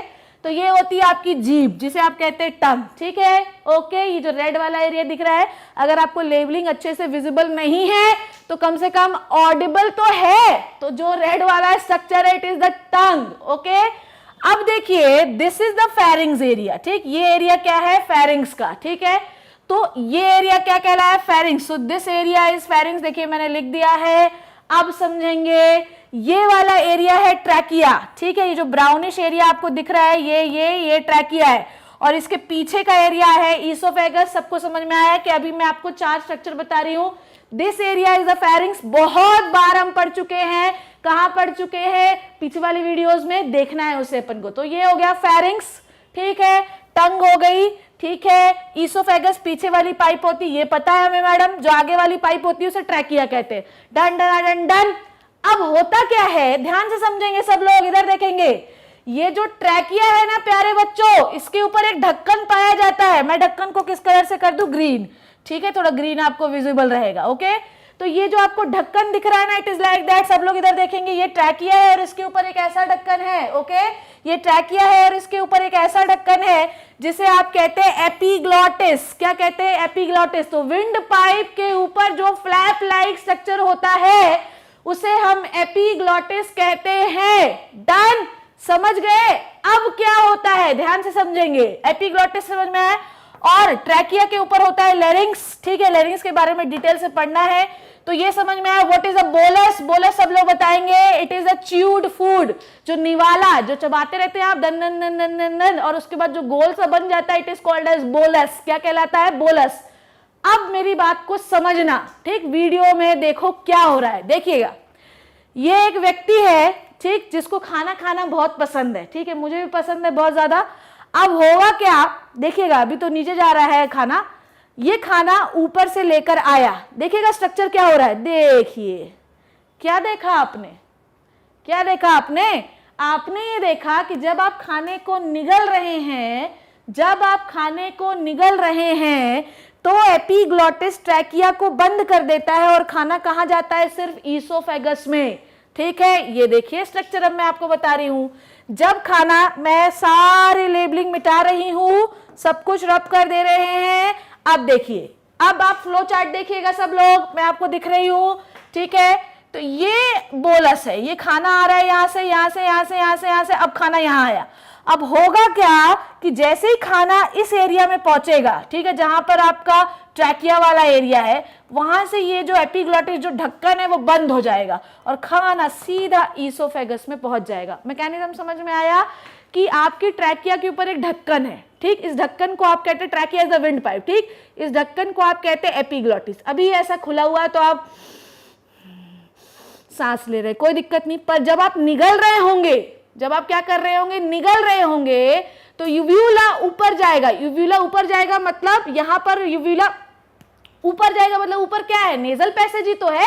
ठीक है, तो यूव्यूला इस पर दबाव बनाएगा। जैसे ही यूव्यूला इस पर दबाव बनेगा, एपिग्लॉटिस ढक्कन बंद हो जाएगा, ट्रैकिया को बंद कर देगा। अब आपका खाना ट्रैकिया में नहीं आएगा बल्कि कहां जाएगा? ईसोफेगस में जाएगा। यूव्यूला का रोल समझ में आया? Uvula pushes the epiglottis, uvula pushes the ढक्कन to close. What close? Trachea close. ठीक है, तो जैसे ही बोलस यहां आया इस एरिया में, द ढक्कन will closes the trachea and the bolus will goes into the oesophagus. Let's come to the video. ये आदमी जो है, ये खाना खाना इसको बहुत पसंद है। अब बिल्कुल ध्यान से देखना, जैसे ही खाना नीचे आया ना, आगे आगे आगे आगे आगे, ये देखो। अब फिर से देखना, सब लोग देखेंगे, आ जाइए इधर, इधर देखिए, मैं लेबल भी कर दे रही हूं यहाँ पे, इसी वीडियो में मैं आपको लेबलिंग भी बता रही हूँ। So this is the uvula, this is the uvula, uvula push किया, this is the epiglottis, this one is the epiglottis. Okay, फिर से देखेंगे, ठीक है, ध्यान से देखिए। So this is the uvula, uvula दबाव किया, दबाया यूव्यूला ने खाने को, this is the epiglottis, this is the trachea. अब आपका खाना कहां आ गया? ईसोफेगस में। तो whenever you people swallow your food, you can't breathe. अगर तुमने सांस ली तो मे भी ढक्कन खुल जाए और खाना कहां आ जाए? ट्रैकिया में। अब तुम्हें लगेंगे ठसके, तुम्हें आएगी खांसी और तुम भले मर जाओ, पर जब तक खाना वापस से ईसोफेगस में नहीं आ जाता, या आपके नाक से बाहर नहीं हो जाता, या आपके कान से बाहर नहीं हो जाता, या तो आपके मुंह से बाहर नहीं हो जाता, तब तक आपको खांसी ठसके लगते ही रहेंगे। समझ में आई बात? क्योंकि ट्रैकिया में हवा के अलावा, विंड के अलावा कुछ और नहीं हो सकता। ठीक, डन। चलिए थ्योरी देख ले हम लोग। समझ में आ गया है सबको? ये डायग्राम एग्जाम में नहीं आएगा, ठीक है, it is just the explanation of the process. Okay, done. अब देखिए क्या लिखा है, at the time of the swallowing of the food यूव्यूला lift up and cover the internal nares. ठीक है, यूव्यूला कवर, ऊपर से वो क्या करता है? इंटरनल नेयर्स को बंद कर देता है, इंटरनल नेयर्स को बंद कर देता है, एपिग्लॉटिस पे प्रेशर बनाता है, इंटरनल नेयर को बंद कर देगा तो हवा अंदर आ ही नहीं पाएगी। ठीक है, अब next, so it is it prevent the food from entry of food into the nasal passage. मैंने आपको बताया कि यूव्यूला जब ऊपर जाता है, नेजल इंटरनल नेयर कहाँ होते हैं? इधर आ जाइए सब लोग, देखिए आपको पिछला डायग्राम दिखाती हूं मैं, इधर आ जाइए सब लोग, ये देखिए। ओके, देखिए सब लोग। So this structure oral cavity है, ये सब लोग देखिए, दिस स्ट्रक्चर ओरल कैविटी, ये होता है यूव्यूला। ये क्या है? यूव्यूला।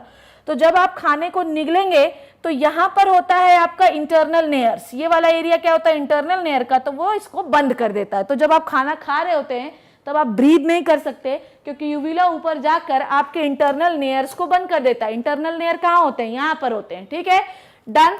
उसके बाद the pharyngeal cavity chamber has to slit like aperture. Aperture का मतलब होता है छेद। ठीक है, the dorsal pore is called as gullet which open into the oesophagus. So this is the path of the food. चलिए मैं आपको दो चीजें बताती हूँ, ध्यान से देखेंगे सब लोग, आ जाइए इधर डायग्राम पे आ जाइए। देखिए ये बताना चाह रहा है कि ट्रैकिया जिस ओपनिंग्स में खुलता है उसे आप कहते हैं ग्लॉटिस। क्या कहते हैं? ग्लॉटिस। डन, ये समझ में आया। और ईसोफेगस जिस ओपनिंग में खुलता है उसे आप कहते हैं गलेट। बस इतनी सी बात है भैया, ये बात आप समझ लीजिए। ठीक, तो ईसोफेगस की जो ओपनिंग है वो है गलेट। ठीक है, ओके, और ट्रैकिया की जो ओपनिंग है वो है ग्लॉटिस। बस इतनी बात समझिए। ठीक, तो ट्रैकिया कहां होता है? सामने की ओर, तो सामने वाला ओपनिंग क्या है, ग्लॉटिस, और पीछे वाला ओपनिंग है गलेट, ठीक है। तो ईसोफेगस की ओपनिंग क्या है, गलेट, और ट्रैकिया की ओपनिंग है ग्लॉटिस, ठीक। ग्लॉटिस के ऊपर क्या होता है, एपिग्लॉटिस, ठीक है। डन। आ जाइए, और क्या लिखा हुआ है, तो ट्रैकिया कहाँ की ओर होती है, सामने की ओर। ईसोफेगस कहाँ की ओर होती है, फूड पाइप कहाँ है, पीछे। ट्रैकिया कहाँ है, सामने। ट्रैकिया की ओपनिंग क्या है, ग्लॉटिस, ठीक है। ईसोफेगस की ओपनिंग क्या है, गलेट। डन, समझ में आ गया। चलिए, नाउ नेक्स्ट थिंग इज, तो सामने वाला ओपनिंग होती है ग्लॉटिस और पीछे वाली ओपनिंग होती है गलेट, ठीक है। उसके बाद ग्लॉटिस के ऊपर क्या होता है, एपिग्लॉटिस, जो कि ढक्कन होता है। जब आप खाना खा रहे होते हैं तो एक ग्लॉटिस को कौन कवर कर देता है, एपिग्लॉटिस, जिससे ब्रीदिंग क्या हो जाती है, स्टॉप, ठीक। और फेरिंग्स इज द पाथवे, देखिए इसको देखिए, फेरिंग्स इज द पाथवे जहां पर फूड और एयर दोनों मिक्स होते हैं। डन। तो आपको प्रोसेस ऑफ सॉल्विंग समझ में आ गया कि नहीं आया अभी भी, ठीक है। So this is the process of solving which is very easy busy, इसमें कोई भी टेंशन नहीं होना चाहिए।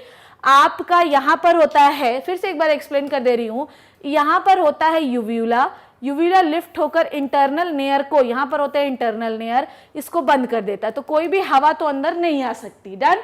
उसके बाद जब आप खाने को निगलते हैं तो एपिग्लॉटिस ट्रैकिया को भी बंद कर देता है, कि मान लो यूव्यूला थोड़ा कम ऊपर गया हो और आपके अंदर वाले छेद जो है बंद ना हो पाए और हवा आ रही हो, तो भी एपिग्लॉटिस ट्रैकिया को भी बंद कर देगा, तो हवा लोगे कहाँ, ठीक है। तो आई होप आपको प्रोसेस ऑफ सॉल्विंग अच्छे से समझ में आया होगा। इसमें कोई ज्यादा बहुत बड़ा ट्रिक था ही नहीं, बहुत आसान है। Epiglottis closes the trachea and food will goes into the oesophagus, ठीक है। इसलिए जब आप सॉलो करते हैं you can't breathe. Pharynx is the area जहां पर आपका फूड और आपका एयर दोनों मिक्स होते हैं। I hope you got this point. There is no very big science into this, कोई बहुत बड़े प्रोसेस नहीं था, बहुत आसान था। I hope you enjoyed this lecture, so please do like, subscribe and share this video. Thank you so much.